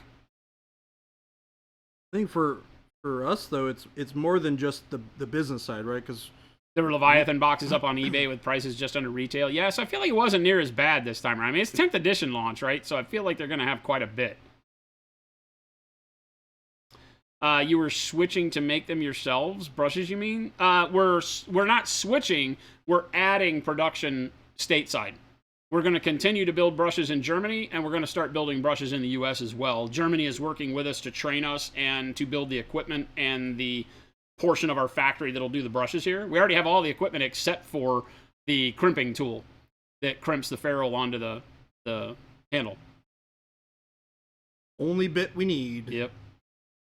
We have the dipping machine, all of the lacquer for dipping the handles with, the varnishes, the primers, the $30,000 printer to print the handles with. Oh my gosh. We have everything we need. The people to do it. We just don't have the crimper. So we have not started in doing anything like that because we don't want to. We want to go through the process start to finish on brushes and get it all ironed out before we go through and do 50,000 handles painted and printed. Because at some point in time they become unaffordable if we have to spend too much time making them. But yeah, you'll see by the end of the year, our hope is that you'll start seeing the first U.S. made Monument Hobbies brushes coming out, both sable and synthetics. We'll be doing all of the round artist brushes here. Well, not all. We will make all of the sizes here, not all of the quantity of them. There will still be German-made artist brushes as well. Gatekeeper, the crimper. Yes. The dyes. They're having a real hard time in Germany with hardening steel right now. The companies, the factories that are able to harden and temper steel correctly are all having problems with energy resources because the EU has got all sorts of problems with energy right now. So you wouldn't think those types of things would affect a small hobby company in the States, but it do. Picked up a printer from Office Max for like $150, you goofs. Oh, darn. Shucks, we should have thought of that. Yeah, that would have been nice. Would have saved us a lot of headache.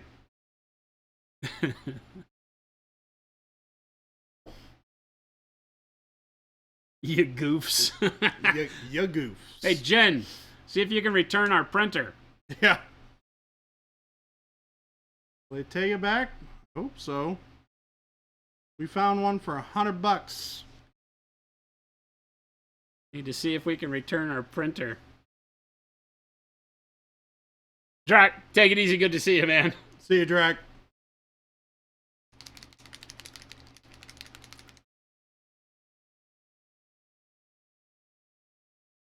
Still got been so long now because of the delay on the crimper. We were supposed to have the printer people come out and train us on the printer months ago. Oh, I didn't even think about that. That's funny. I don't think they're going to just be like, nope, sorry. But at least I hope they're not.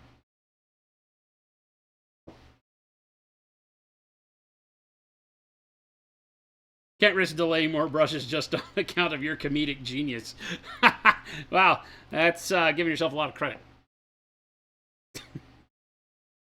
Well, credit is deserved sometimes. Giving yourself a lot of credit there, Tony. You're the most humble person I know. Is there going to be a way to tell if you got a USA brush versus a Germany brush? Yes. The Germany brushes say Germany on them. We're determining how we're going to continue the labeling on that, but the US brushes will say US on them. Or none of them will say anything is a chance. So we're still discussing that around here.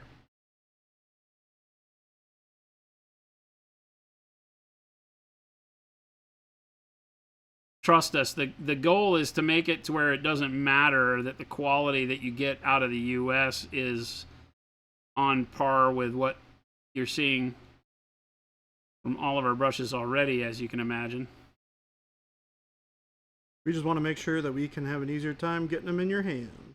Yeah, we just need to be able to make more. And unfortunately, the factory can't just make more.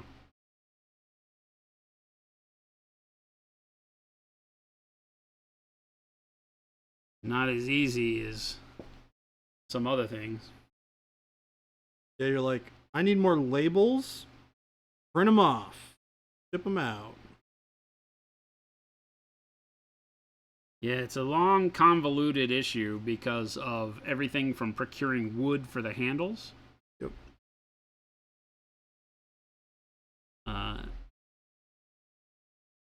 Bristles for the brushes, whether synthetic or sable.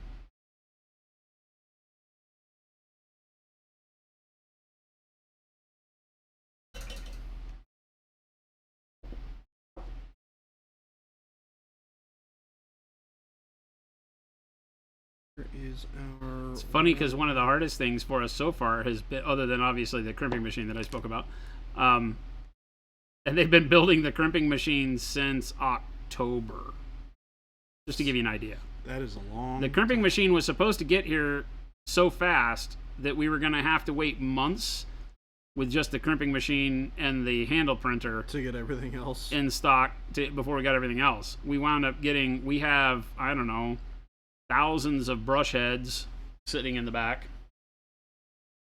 The part with the ferrule and the bristles in it, we have tons. Handles, I don't know, tens of thousands of handles. Or I guess I should say what will become handles. Wooden dowels. But one of the biggest things is the lacquer. That took a while. I remember that. The lacquer took a while. It took longer because the company that makes the lacquer that we use on our current brushes, which is, you know, the color for the handles, should be something simple. It's not simple. Right? And it turns out they don't deal internationally. So they had to figure it out. The whole world they live in is in Germany. Yeah, that's wild. And so they were like, we don't know how to ship it to you. And I was like, what? And they're like, yeah, we've never shipped anything outside of the EU. I'm like, that's a great problem to have from their standpoint, right? Yeah. What a great company. All your business is done pretty much domestically. They were excited to work with us. They really wanted to expand their business to include us. But we had to learn a lot together on that front. Like that you can't put that stuff on an airplane unless it's like in some freaking Brinks vault container that costs more than the lacquer. So we had to put it on a boat, which took a lot of time. But yeah. And it doesn't really make a lot of sense to invest in one because you'd have to ship it back and forth. Sounds like a nightmare.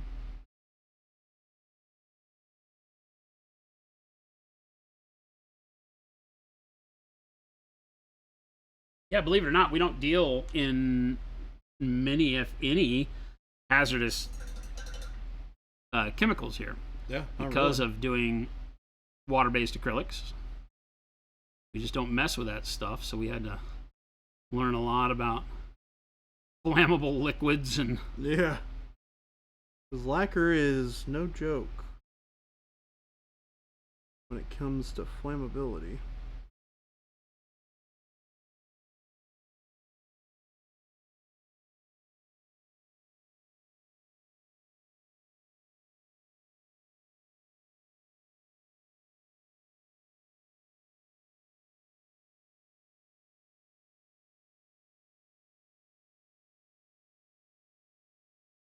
Yep, flammable, hazardous because of the flammability, and toxic.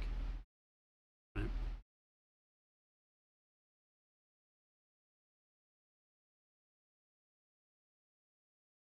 In its uncured state.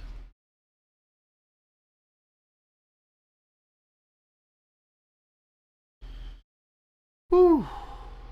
Yeah. So keep Baby J away from it after lunch on Tuesday. Noted. These guys just love clowning on me. Hey, I mean, it's love is the thing, right? I mean, yeah, You are loved. I am loved. It's like a prison kind of love, I but just it's want to be loved. but it's still love.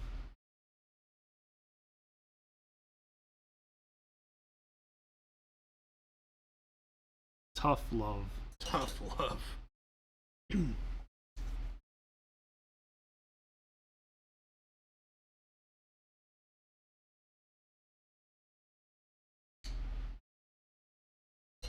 Whew. Winding down on this guy. Getting real close.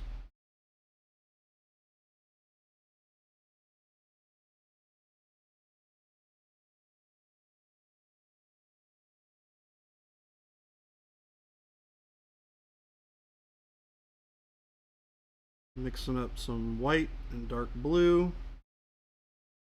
Put these in between highlights on these last little bits of reflection here.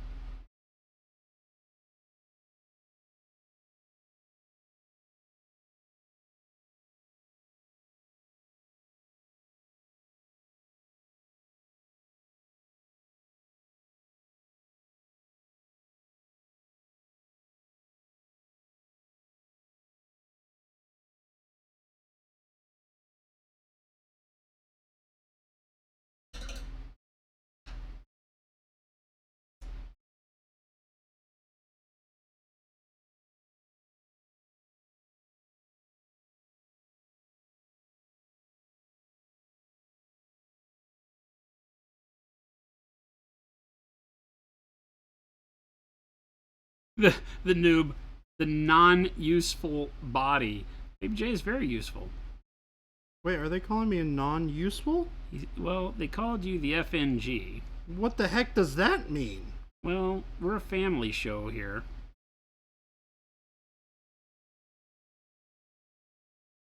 I mean, I can imagine what it means, and I'm not Effing sure I new like guy. it. Chat, what have I ever done to deserve this? Don't ask questions you don't want the answer to. Well, I want the answer.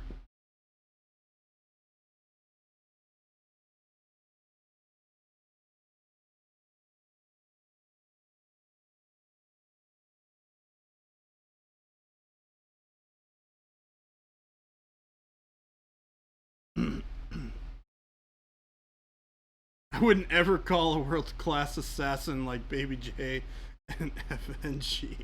World-class assassin. Beware my assassin prowess. Yeah, I'm still interested to learn more about this. Like, I feel like I didn't ask the right questions during the interview. Oh yes, by the way, are you not a contract killer? Hey, look, as long as I'm on your payroll, we're good. Well, I Right? mean, Sounds accurate to me. that could come back to haunt me. It could, but it won't. Just Comes in one Trust day, he me. goes, "Hey, listen," I'm like, "How's your weekend?" He goes, "Oh, about that. So, you might be getting some calls. I need you to say you never heard of him, but sounds like a great guy." Sounds like a great guy. Never heard of him. Never heard of him, but sounds like a great guy. Yeah, definitely don't employ him. Hasn't been on my stream for the last 3 months. Yeah. Baby J, no. No idea who this is. No clue.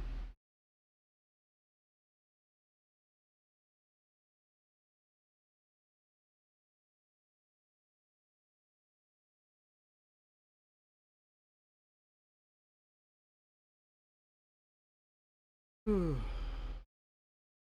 right. I need some suggestions for an awesome place to take my dad and stepmom to. When they're in town? They're in town this weekend. Oh, fantastic. Yeah. What kind of stuff? Like, you talking about, like, things to do or things to eat? Both? A little bit of both. A little bit of both. How far do you want to go? And what are you trying to show them? Preferably not far. Okay. I don't really want to, like, go crazy. Okay. They're renting a car, so I'm assuming they're going to go off and do some stuff On their own?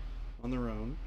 I don't know, like a nice place to go out to eat that's not, like, crazy expensive, but it's, like, enjoyable. What kind of food? Like Mexican food? Like Arizona Mexican food? It's probably not a bad. So my stepmother's Venezuelan. She's Venezuelan, so she already... Yeah. My dad likes all kinds of different food. He likes Italian food a lot.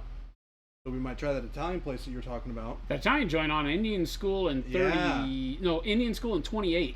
Yeah, I think the is little what hole it in the is. wall place you're talking about? It's in the same strip as the Angry Crab Okay. jambalaya place. It's just down the strip from that. Yeah. It's really good. I don't know what the name of it. Maybe Jen's listening. She can tell you. But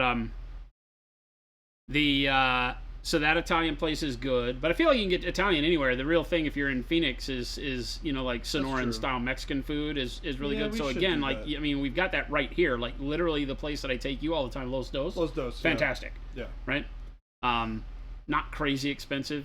No, on the high end for Mexican food, but not bad and great menu. Yeah. Of really good stuff. That's probably one of the places. Yeah, I they're think here Los for the Dos whole is, weekend. So. Los Dos is low hanging fruit. It's easy. Yeah. Right. We might go into downtown and check some places out down there. I haven't actually spent a lot. There's a neat place downtown. It's a good restaurant just in the valley called Cornish Pasties. Right? Is it called? I call it pasty. I don't remember what it's called, but it's like a punk vibe bar, but they do pasties, which are the dough around stuff. It's like stuffed pockets of delicious dough goodness. Interesting. Okay.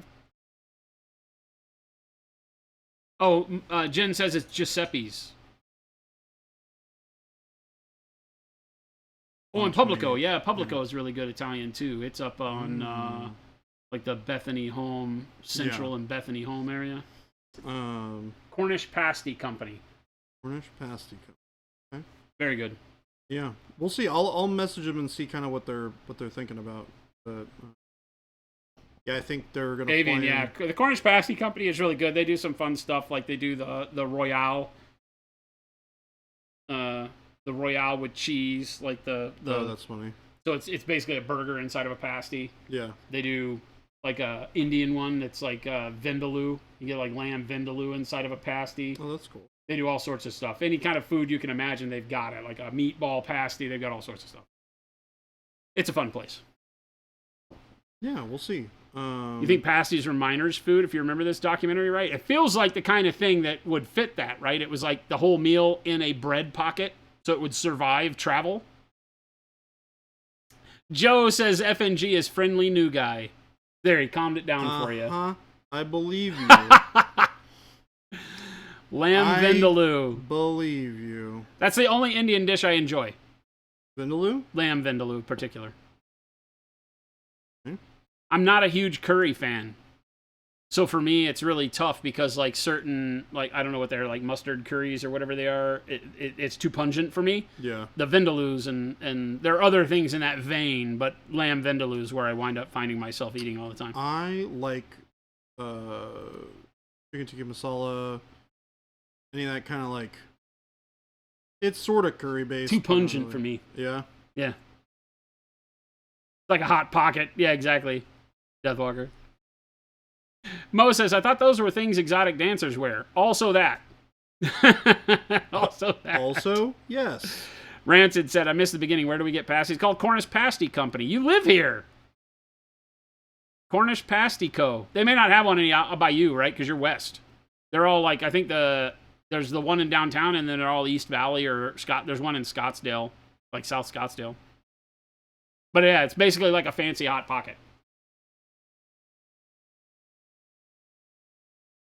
Charcuterie is just a Lunchable. Yes, exactly. That's kind of how that relates to being a Hot Pocket. That stuff is delightful. Yeah. Give me a charcuterie board any day. I'm in. Cornish Pasty Co. Rancid. Amazing place. Really good. And get the... I forget what the cake is called. They have an amazing cake. Okay. Like a dessert. Okay. Some chocolate butter cake or something. I don't remember what it is. It's to die for. Never seen an exotic dancer wearing Hot Pockets. Me neither. That's a new one. Pasties have better wrapping than some Hot Pockets. We found that it's better to go there early in the day to Cornish Pasty because they run out of the good ones. They make them every day, and they only make a certain amount, and they run out of some of the better ones by the night time. Oh, so they're not like made individually to order then? Nothing untoward, but listening to y'all describe pasties as a Brit is very enjoyable. So I have no idea their origin or anything like that, right? I just know that it's like it's a pastry stuffed with dinner food, right? It is like a glorified Hot Pocket. And Cornish Pasty does like shepherd pie one. I mean, literally they have everything. The Vindaloo one is good.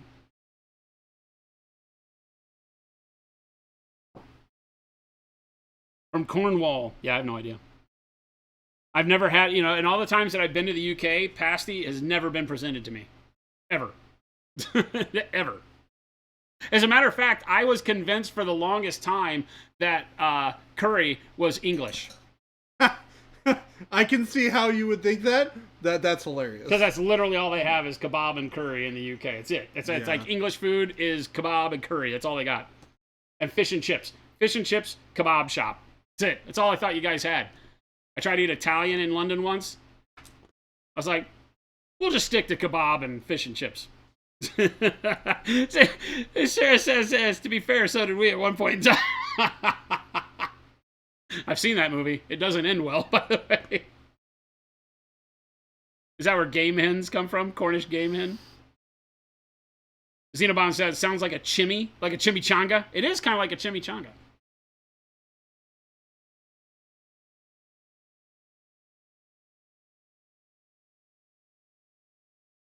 A lot of the curries we know went through the English prism. What's funny, right? Because as you travel the globe, I've been all over the world. There's a lot of spots in the Middle East I haven't spent a whole lot of time in, and big pockets of Africa that I have not spent time in. But I've spent time in Kenya, been to South Africa, and all of the Pacific Rim, Australia, New Zealand, Pacific Rim, all of Europe, South America, all of that. And as you travel, it's interesting to see how, especially in places like, I always call it the Philippines, because I think the Philippines as a country have been owned by lots of major Western nations, right? And so the food influence there is tremendously all over the place. Yeah, it's crazy. The weirdest combo of spices and flavorings that make it fantastic. Yeah, it's super good. Like, it's like one of the best places for food. It's like, wow, this is amazing. Who'd have thought? Philippines got some awesome food. Empanada, not a chimichanga. Yeah, more like an empanada. Toad in a hole? What the hell is a toad in a hole? This is a family channel. Stony, take it easy. You out of here, Stony. Stony says, thanks for finally deciding to restock brushes. I mean, we'd been sitting on them for 6 months, so we figured we might as well sell some. Bastage.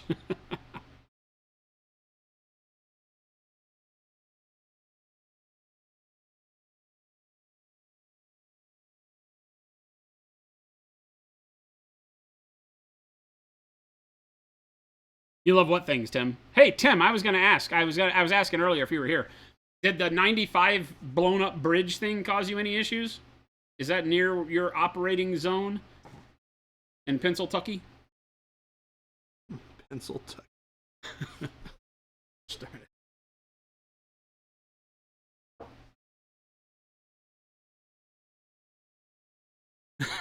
it. Now I am hungry. I read a little bit about this bridge collapsing, and I was surprised nobody got hurt. Source does. Pennsylvania. Pennsylvania.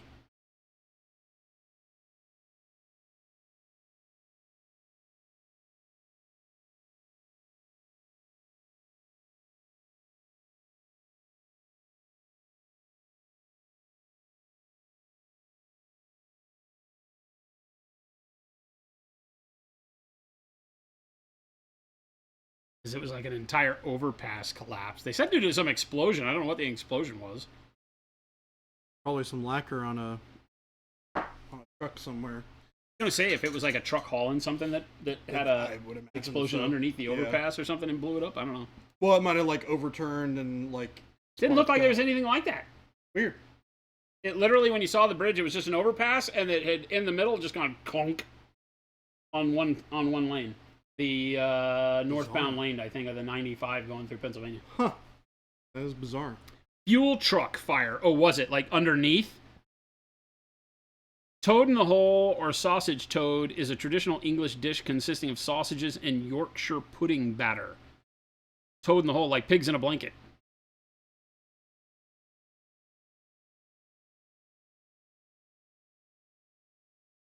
Yeah, the Cornish pasty downtown, I think, is only a couple miles away.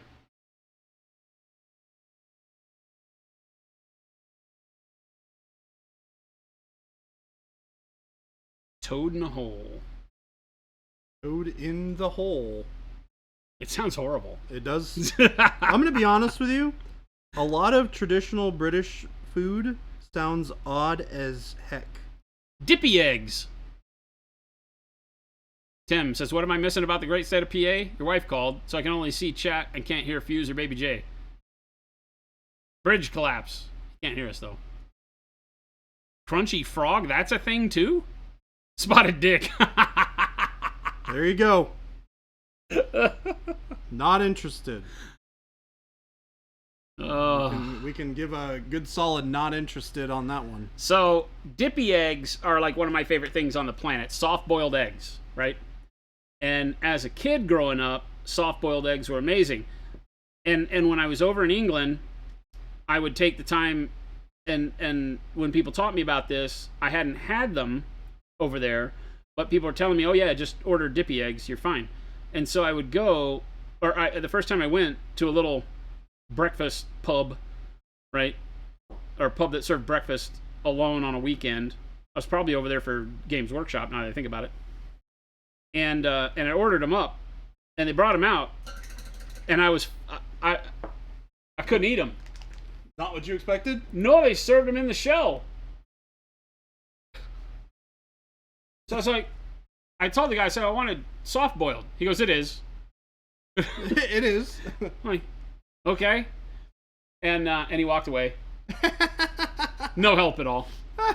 So I'm saying it has it, he's got like the eggs are in the things, the holders, Oh, that's and I'm so like, funny. I'm like the stupidest American in the morning. And I'm like, I just stared at it. I'm very afraid of this because if it's like the kind of eggs that I know as being soft-boiled dippy eggs, this is going to be very hard to just crack, That's awesome. So I had to finally just man up and tap the egg around. This is in the days before you could just Google it. So don't tell me to Google it. I couldn't just Google it.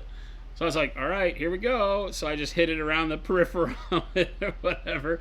And then with the spoon, just cut it in half and set half of it on the plate. And it came with toast that was cut into strips. Yeah, they like doing that. And you dip it in the egg, in the thing. That's basically like an egg over easy, just in the egg, right? Well, it's soft boiled. So no, it doesn't have like runny white, but it has completely runny yolk. Yeah, that's what I was saying. Yeah, but an easy. Over easy is the white. I guess you so. don't serve eggs when the whites aren't cooked. Yeah. Yeah. That turns out that's not very good for you. It's like the fondue cook. Prepare your food for yourself. A full English breakfast actually looks delicious. This has like baked beans though, right? Yeah, it's like sausage, Ham. baked beans, Ham, baked beans, peas. Yeah, It's it's not- like a super hearty breakfast. It's more like lunch or dinner, right?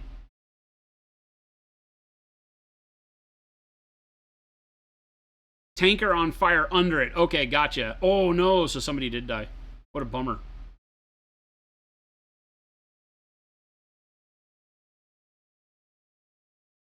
You were down in Philly when it happened?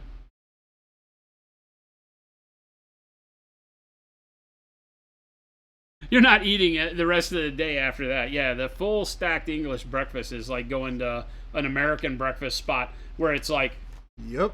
it's like a piece of ham, 2 bacon, 2 sausage, 3 eggs, hash browns, toast, and a side of your favorite pancakes. And you're like, are you trying to kill us? Oh, I'm so in though. My goodness. Going to some of those like diners in the middle of nowhere. We found a really good one down on Thomas. Yeah, down on Thomas. Oh, really? Yeah, right by our new house. I can't remember what it's called. 5 and Diner. Maybe. Okay, I was like, did you remember? Did you forget? I think it might be called 5 and Diner. Okay. I feel like Jen's gonna pop in and say, yes, 5 and Diner. I don't remember though. I'm really bad with this stuff, chat. Beans on toast with cheddar cheese over the beans?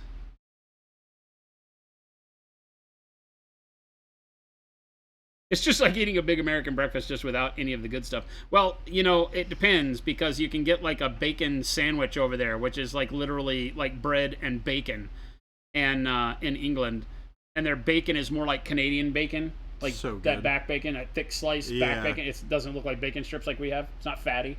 I prefer the thicker Doesn't taste the same. It's ham. cut bacon. That's yeah. ham. It tastes like ham, so it makes it dinner or lunch. You need crispy bacon. Crispy bacon. This is another question. Do you like your bacon crispy, crispy, crispy? Yeah, Canadian bacon is not bacon, it's ham. Or do There's you a like breakfast it like... place here that serves such large portions that you can't even finish the plate of pancakes, let alone the rest of your breakfast. Oh my god. So are you a crispy, crispy bacon? kind of Rancid, person? yes it is. It's called a Bacon Buddy. That's right. At GW, they had a cafeteria when I was there, and it was a Bacon Buddy. I've just remember that Fifth Ave Cafe. Is that it? I thought it was called 5 and Diner. Fifth Ave Cafe. I was close. It had a 5 in it. Same idea.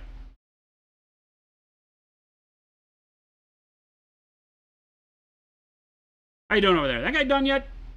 Pretty close. What the heck, man? His medal was in need of a little bit of love. Why? It looks great. Yeah, it's done. The medal is done. Oh, you said it was in an... Oh, it was in need of It a little was in need of a And little now bit you've of done that. Okay. Yeah, I have done that, yeah. Okay. All right. the blends are nice and soft.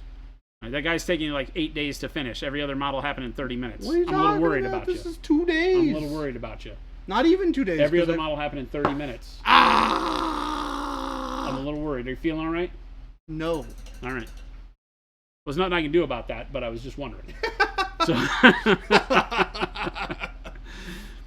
Deathwalker says you can't mess up bacon.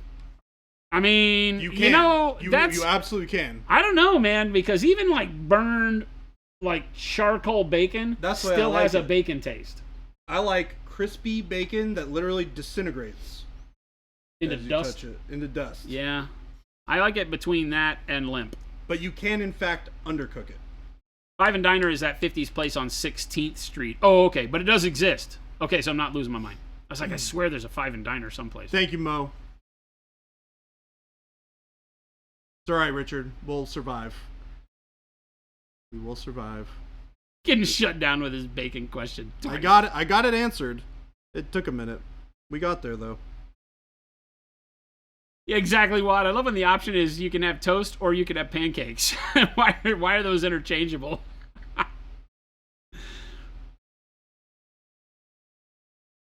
I don't like hash browns. You don't like hash browns? No, not really. That's a bummer. Yeah, I don't really like hash browns with breakfast. If I'm gonna have potatoes with breakfast, they need to be like those the small diced up potatoes that come in like hash. Like a big fan of corned beef hash. Okay. Yeah. Which is weird, right? Because I like to partition out my breakfast foods from my lunch and dinner foods. There's a taste for lunch and dinner, like you don't have a hamburger for breakfast. Yet some places serve hamburgers with eggs on them for breakfast. Which and I'm is like, odd. I've had one. That's not breakfast. It doesn't taste like breakfast to me. I want breakfast taste. I want eggs without the beef, right? So I don't believe beef, like ground beef, is a breakfast thing. But corned beef hash, for some reason, for me, has always been a breakfast food. Yeah. I can get on board with that. I happen to like... So, you give me a really nice, crispy hash brown, appropriately salt and peppered, appropriately seasoned, with 2 over easy eggs, maybe a touch of ketchup if we're really feeling it. He meant to say over medium, but we'll let it pass. No, over easy. He meant over medium. No, over easy. Continue. Over easy. Continue. What's wrong with over easy? Oh, we're asking the question now. Continue. What's wrong with over easy? It gets all over the plate. And? I like over medium to be just a little thicker yolk, so it doesn't get all over the plate. So that's why you have the hash browns, because the hash browns you mix it up in it, and it all soaks it up. Okay. Yeah. But otherwise, yes, I understand what you mean. Yeah, I That makes don't sense. like the potato part of it. I really enjoy it. I can do like a farm skillet that has like potatoes and onions and eggs and bacon or sausage. Kind of like not an omelet, but like a scramble that has hash browns mixed into it or something. I did it with over medium eggs, but yeah, same thing. It's just basic. Yeah. Rancid, you meant over medium, but we'll let it slide. You might need to return your monument supplies with this potato breakfast hate. It's not hate. I just don't like it.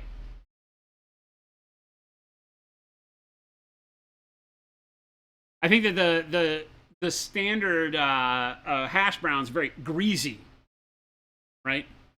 And there's already enough grease with like bacon and sausage. I've never liked the addition of more grease.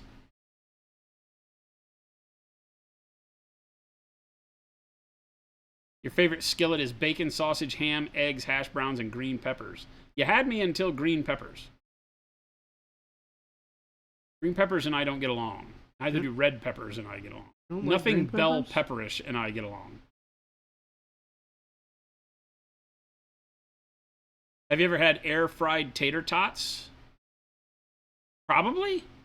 I mean, tater tots are just great, right? I don't think I've ever had heartburn in my entire life. I just despise the taste of bell peppers.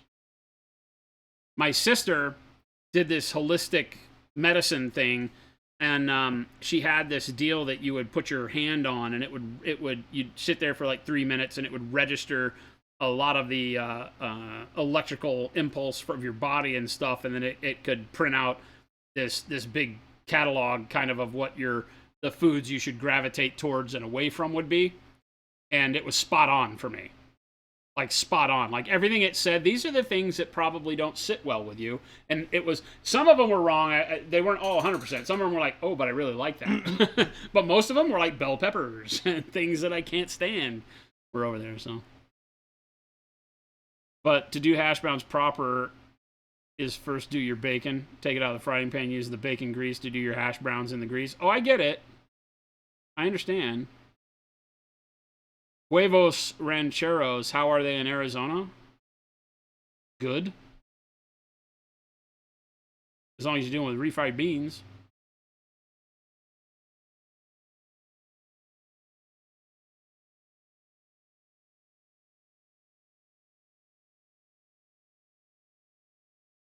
Maybe he knows what's up. Air fryers are just fancy toaster ovens. Yes, exactly. I had no idea the science behind air frying because it had never intrigued me until our oven at the new house, our range, is also an air fryer. And so I then started looking up what it actually does, and it is just convection, but moving the air faster. So that's all it is a toaster oven. Or a convection oven with a better fan.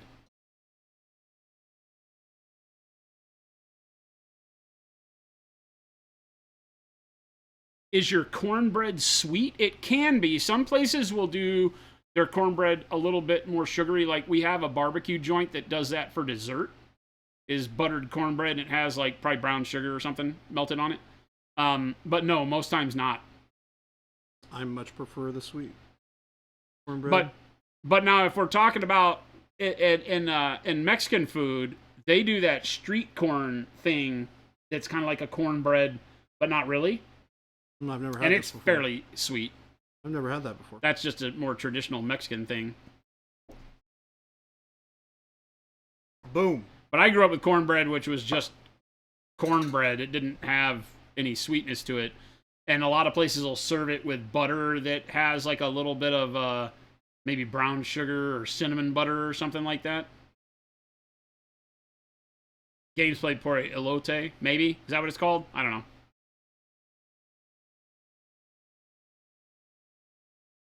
Northern cornbread is typically sweet. Corn pudding. It's more of a corn pudding. Yeah. Not quite that consistency. Oh, man. Speaking about pudding. Like, I can't stand sweet corn.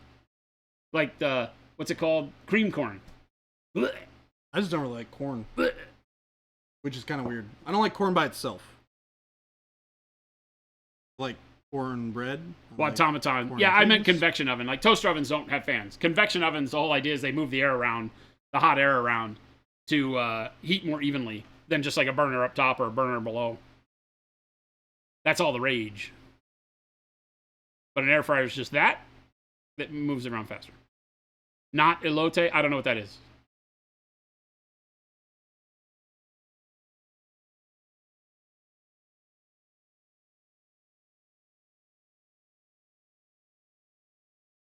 Yeah, I grew up in the South, Texas, and cornbread was done on the grill in like a thing of aluminum foil. Yep, that sounds familiar. And it was usually fairly dry. See, I prefer mine to be really moist. Yeah, well, I mean, I like it moist, but if you do it on the grill, it tends to be dry. Yeah. That makes sense. Getting close to done with him. Starting to peter out on motivation for the Death Knight. Not in a bad way. You've been working on them for a while now. I haven't had a lot of painting time is the thing, right? And so I feel like I come back in and I lost the momentum. The drive, yeah. Not the drive, but the momentum. I was on pace for this and this and this and this and this, and then I've had big gaps because of the move and everything. Yeah, I just got to find my muse again.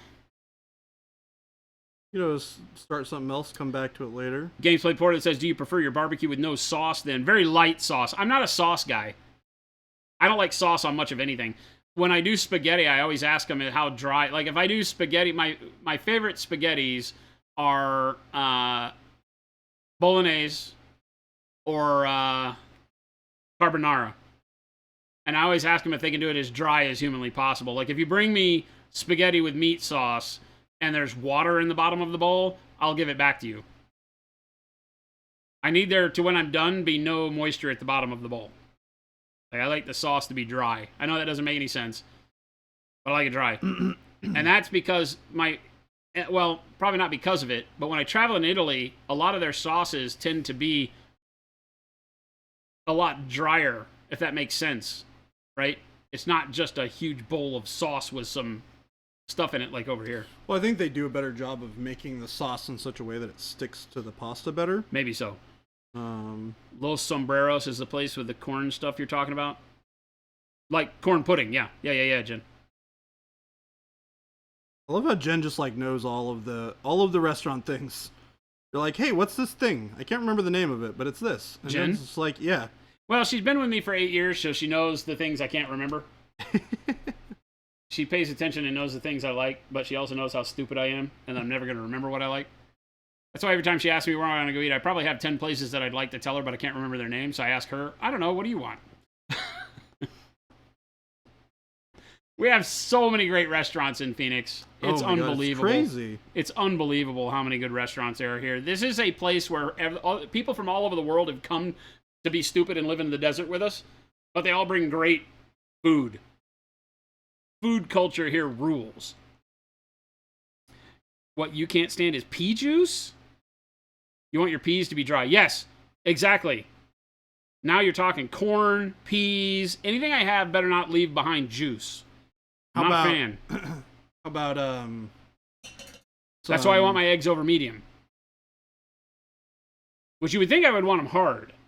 But I don't like eggs fried hard. I would ask for hard-boiled eggs. They need to be a little runny. Yeah. Right? Here's another question for you. Thicker, less liquidy sauce is a good way to put it, Rancid. But yeah, when we go eat barbecue, I don't like Jen will use a lot more barbecue sauce than I do. I still like the flavoring of barbecue sauce, but I don't put a ton of it on there.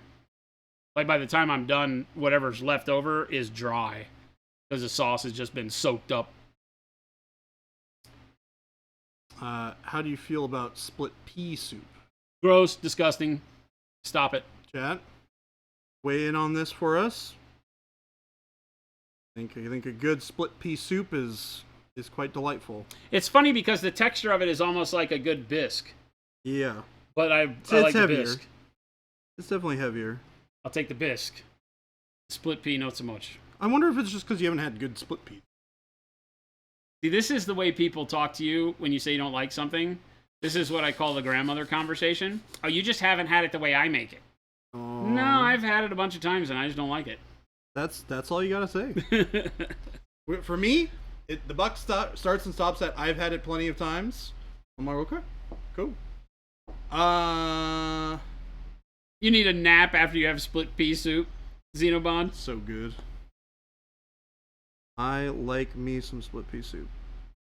Soups I love, but I'm trying to think. Like my favorite soups are, believe it or not, I think my favorite soup in the world is the thing that Jen has made a better copy of from Olive Garden. It's the Italian, like it's like a white and potatoes and lentils and I don't know what it is. Oh yeah, like minestrone. Italian sausage. Minestrone? No, got like Italian sausage in it. White. I don't think like a creamy kind of base. Oh, it's a creamy sauce. Okay. I don't think it's cream though. You have weird food quirks. You hate soggy bread, so no bread pudding, French dip. Oh man, let me tell you about some bread pudding though. Ooh. But you love clam chowder in a bread bowl. I'm the same way. That sentence applies to me. I don't want soggy bread, but I will put clam chowder in a bread bowl, and I will eat the bread around the bread bowl where it's technically soggy bread. Like I was always iffy about my mom's chicken. What is that stuff called? Chicken dumpling? Chicken and dumplings? You're on a seafood diet. I see food and I eat it. That's a good one. That's actually a good one. Yeah, I don't know. Food, I think, is one of the most interesting conversations to have between people who are like, oh, have you ever tried this? I'm like, yeah, I hate it. They're like, that's my favorite thing. Yep. Such a diverse set of opinions. Very divisive.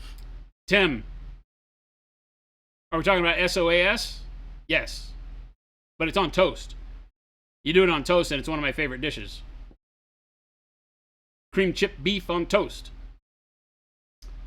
All day, every day. I'm a big fan. It's a little too salty, though. Depending on who makes it, it can be so salty that it's like, Route says, how do y'all feel about chitlins? Don't even know. Assassin Red, that's what he's talking about. That's what I'm talking about. Cream chip beef on toast. SOS. We actually have a place here that does it. And I had it, and it was good. A little too salty. Chitlins is a weird one, right? Because I got it. The first time I ever got exposed to chitlins is when they were making it, A buddy of mine's family invited me over for Thanksgiving or some family get together holiday eating festival in Austin, Texas, in South Austin, and they were making chitlins from scratch, right? And if you've ever been around chitlins being cooked, it's disgusting. And so the end thing I had an aversion because I'd been there while they were cooking it. So that's my only problem with that. It's good though. I mean, it tastes good, but not a fan. Southern food's really hard for me because I don't like collard greens and mustard greens. Spinach is tough for me to get through, but I can do it.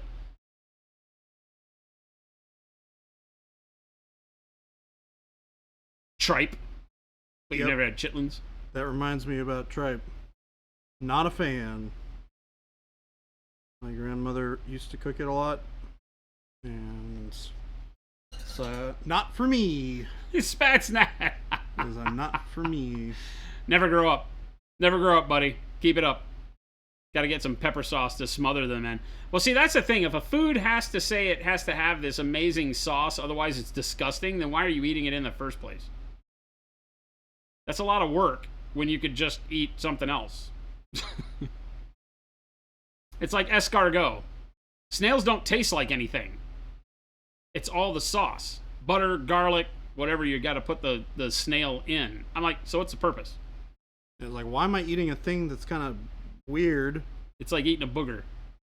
Yeah.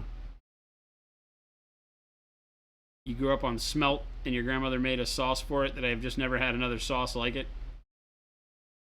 That's tough, right? Because there's all these things that my great-grandmother used to make that I've never... I probably hold them in my head as being greater than they were, but I can never find them again, right?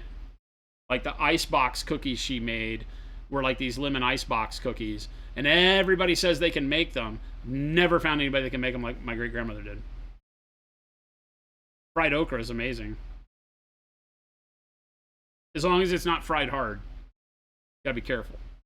So you're saying Cane's is pointless in existence? Their sauce is the only thing they're worth? Cane's is the children's menu restaurant, right? It's all chicken fingers all day. The kids menu restaurant. I don't like Cane's much.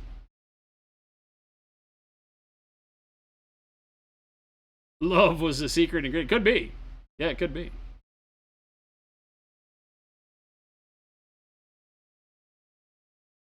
Yeah, who do we have that does fried okra good around here? Lolo's Chicken and Waffles does really good fried okra.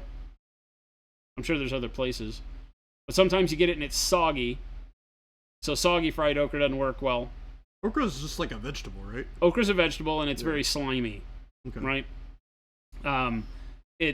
It's like a weird textured pepper looking thing.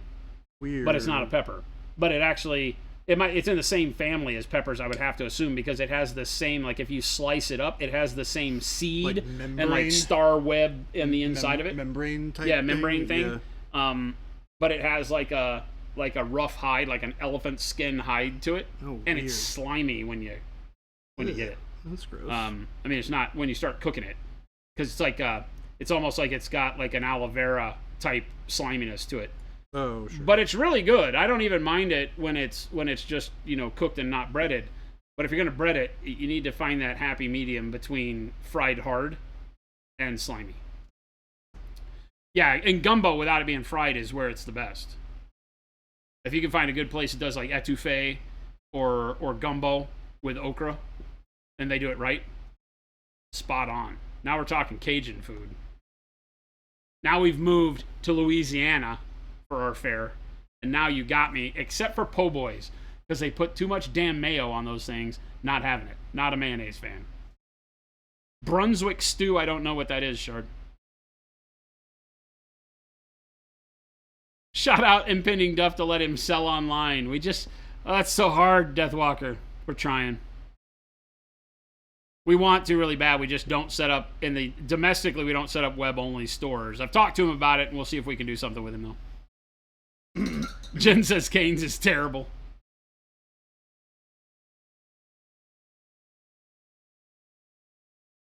A lot of people would not agree with us on that. But Cane's is not a place where I'm ever like, you know what I want? Cane's. Cane's. Now we've said like jambalaya, etouffee. Now I could go for some jambalaya. Yeah. Well, that place, the Angry Crab. Good jambalaya. Yeah, I think so. Nice. Jen's not the biggest fan, but I like that place. And they have a really good clam chowder, New England clam chowder. Yum. It's really thick. I like it that way. Yeah, like super thick, like almost thick, like a gravy thick. Yeah. Yep. Right? I like it that way. That is a way that I like my clam chowder done. Is it flour that they put in it to thicken it up like that? Yes, I think it is, right? It has a lot of flour in it. Yeah. Thick, with 2 C's. Yes, Schaefer. God, I was going to ask about something right here. What was it? Kane's really leaned into adult chicken nugget. It's a kids menu restaurant. I went there once and we walked in when I first came to Phoenix, I think, or was traveling through, and one of my buddies was all big on Cane's, and we went there, and I got inside and I go, "Do you guys have anything that isn't the kids menu?" And the lady behind the counter just laughed at me. I thought it had like fried chicken. They don't even have fried chicken? It doesn't. It's all chicken fingers. It's literally the entire menu is chicken fingers. What the heck? Then you do like Maniac and Ninjon are all about the Cane's tendies. It's just chicken fingers. It's just a kids menu. And their Texas toast is wrong. It's not good. It's not what I consider to be Texas toast.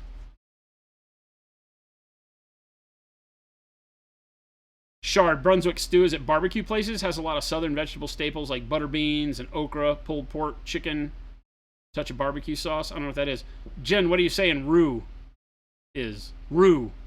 Is that what thickens it?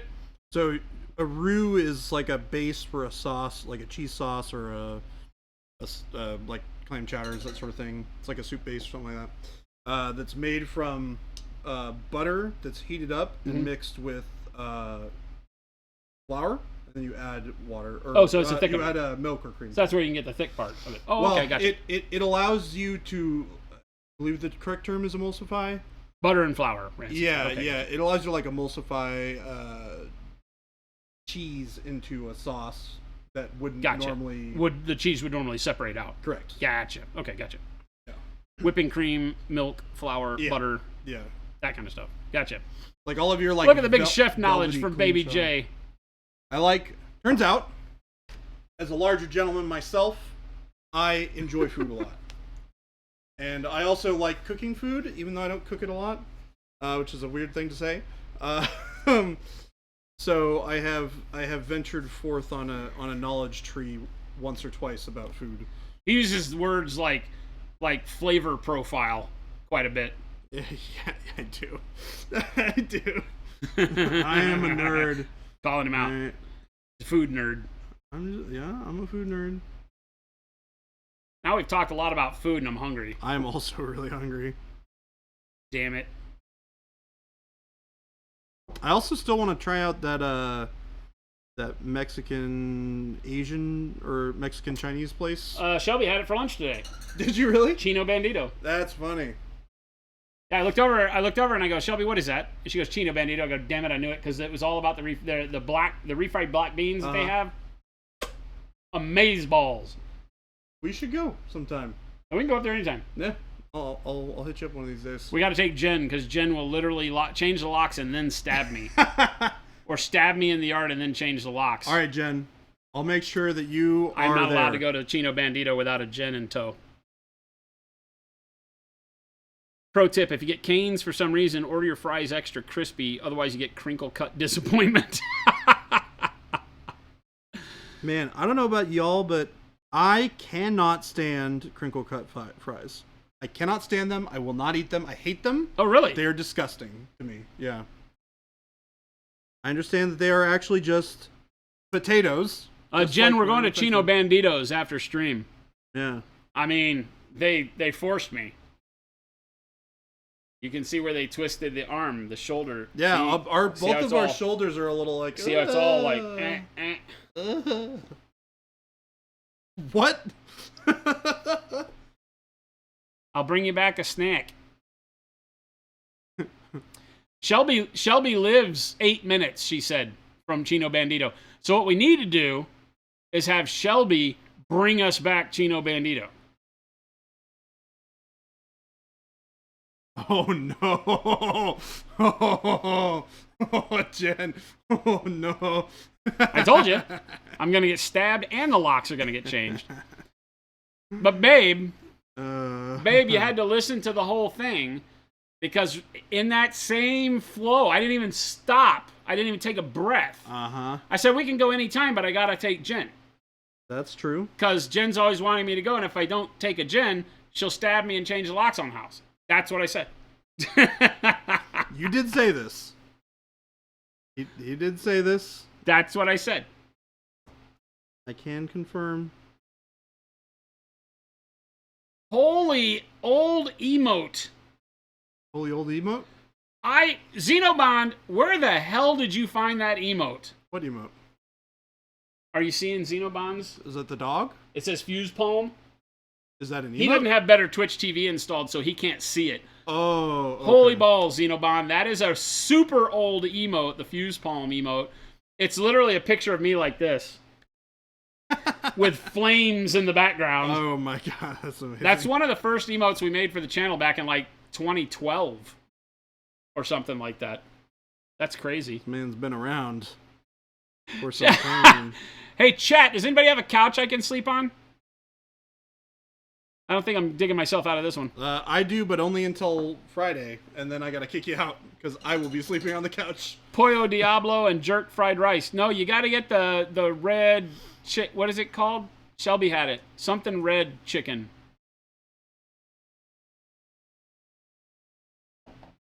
Route says I'm welcome to stay at his anytime. Just gotta paint some of those models.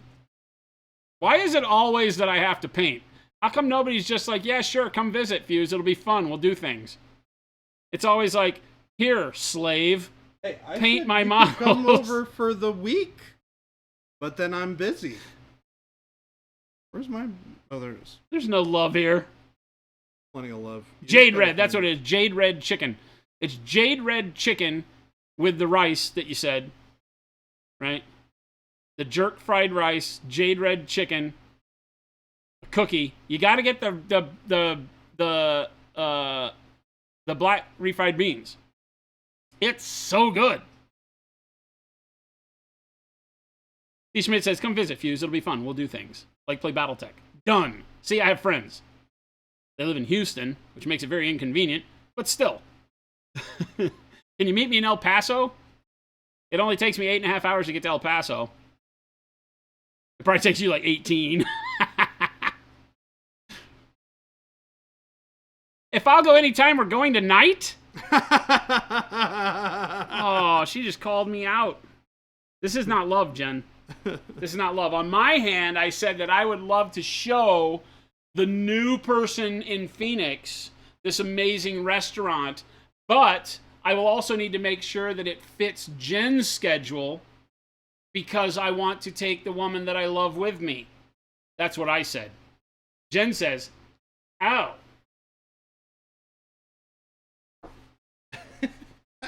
See? Oh my gosh. El Paso's practically a different country. You're not too far off. I think it's literally like 5 blocks from being a different country. I just had to go to El Paso not too long back. Hey, Rancid, you want to meet us at Chino Bandito? It sounds like we're eating there tonight. Jen's schedule is tonight. It actually sounds really good because it looked really good. So yes, babe, we're going tonight. Oh my gosh. Right now I'm trying to do anything to not be stabbed and have to call a locksmith. It fits my schedule tonight. Babe J? Yeah? Tonight? Oh my god. I'm not sure I'm prepared for that. So yes, if you're local to Phoenix and you want to go to I think it's the only Chino Bandito in the valley anymore. Sounds like we're going to Chino Bandito. It's good, but we overkilled it, right? Because the first time you have it, it blows you away. You're like, oh my god, and then you want to go back, and so you go back, and the second time you're like, yeah, this is still really good. Then you want to go back, and then you go back the third time, you're like, could have had a burger. So right now in my head, it's the could have had a burger. Except that I saw Shelby's plate of it today for lunch. And you were I was like, I want that. Ooh. Chino Bandito sounds good.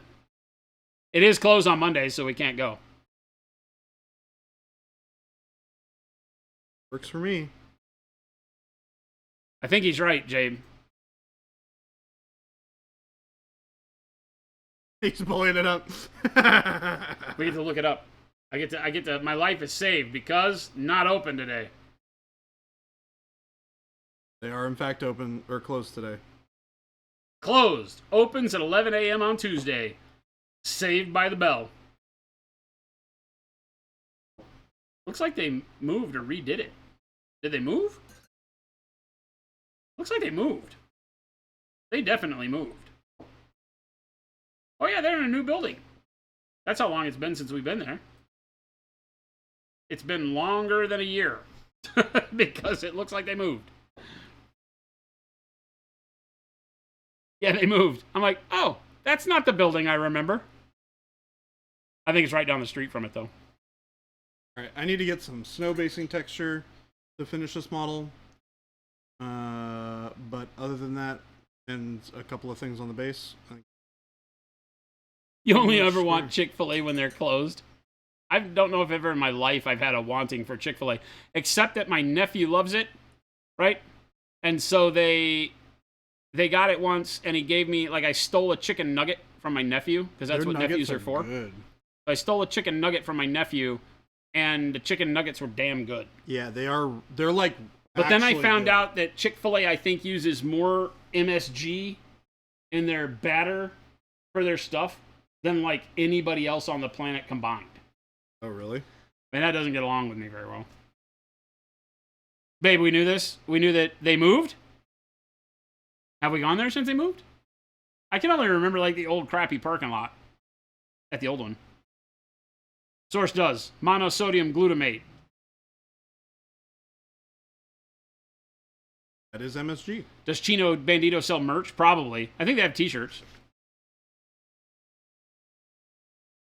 I can remember t-shirts, like, hanging on the wall. Man, what a cruel thing for Shelby to do today. To what? To bring in her leftovers on a day that you can't go get it? Yeah, right? I am now blaming Shelby for all of the pain in my life. I'm going to go tell her right after this stream. Yeah. We should both go over there and be like, Shelby, what the Thanks. Thanks for getting us all worked up, and they're closed on Mondays. She would just laugh. I love how Jen's like, we knew this. I mean... We knew that they were closed? I mean... I know a lot of things, but recalling them is the hard part.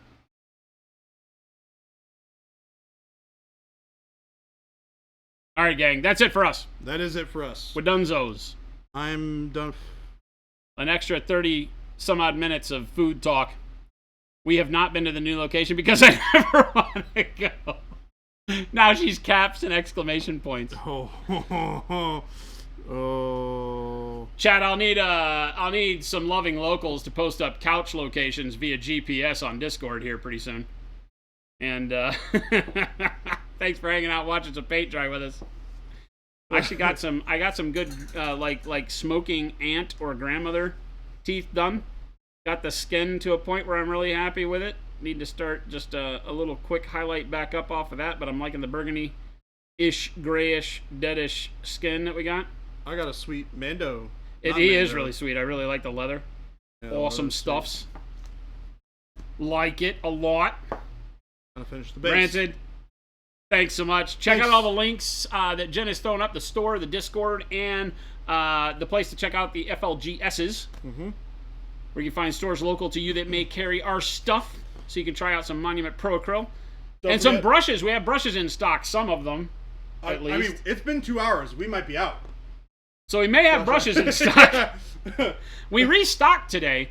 In fact, so for all the people that are going to get mad at us tomorrow, I invite everyone in chat who's not going to get mad at us to come watch the internet as everybody gets mad at us tomorrow for lying about having brushes in stock. To which you will see us reply that, well, they were. So, we have... Jen still loves me. Okay, we still have synthetics. He's looking at it right now. Oh, I am looking at it right now. But thanks for hanging out with us and watching some paint dry. Remember, if you're new here, hit that follow button. We do stream 5 days a week under normal circumstances, so we'll be back again tomorrow. But Monday, Wednesday, Friday, like today, we do the noon to 2. And then Tuesdays and Thursdays, tomorrow coming up, we do the 2 p.m. slot a little bit later in the day till 5 o'clock for a little bit longer. So catch us 5 days a week. We'd love to see you back here for as many of those as you can make it. Until then, go hang out with somebody that we're going to raid. Show some love in the channel we wind up in. We will catch you back here on the flip side tomorrow. Adios, gang. We're out. But we are not having Chino Bandito.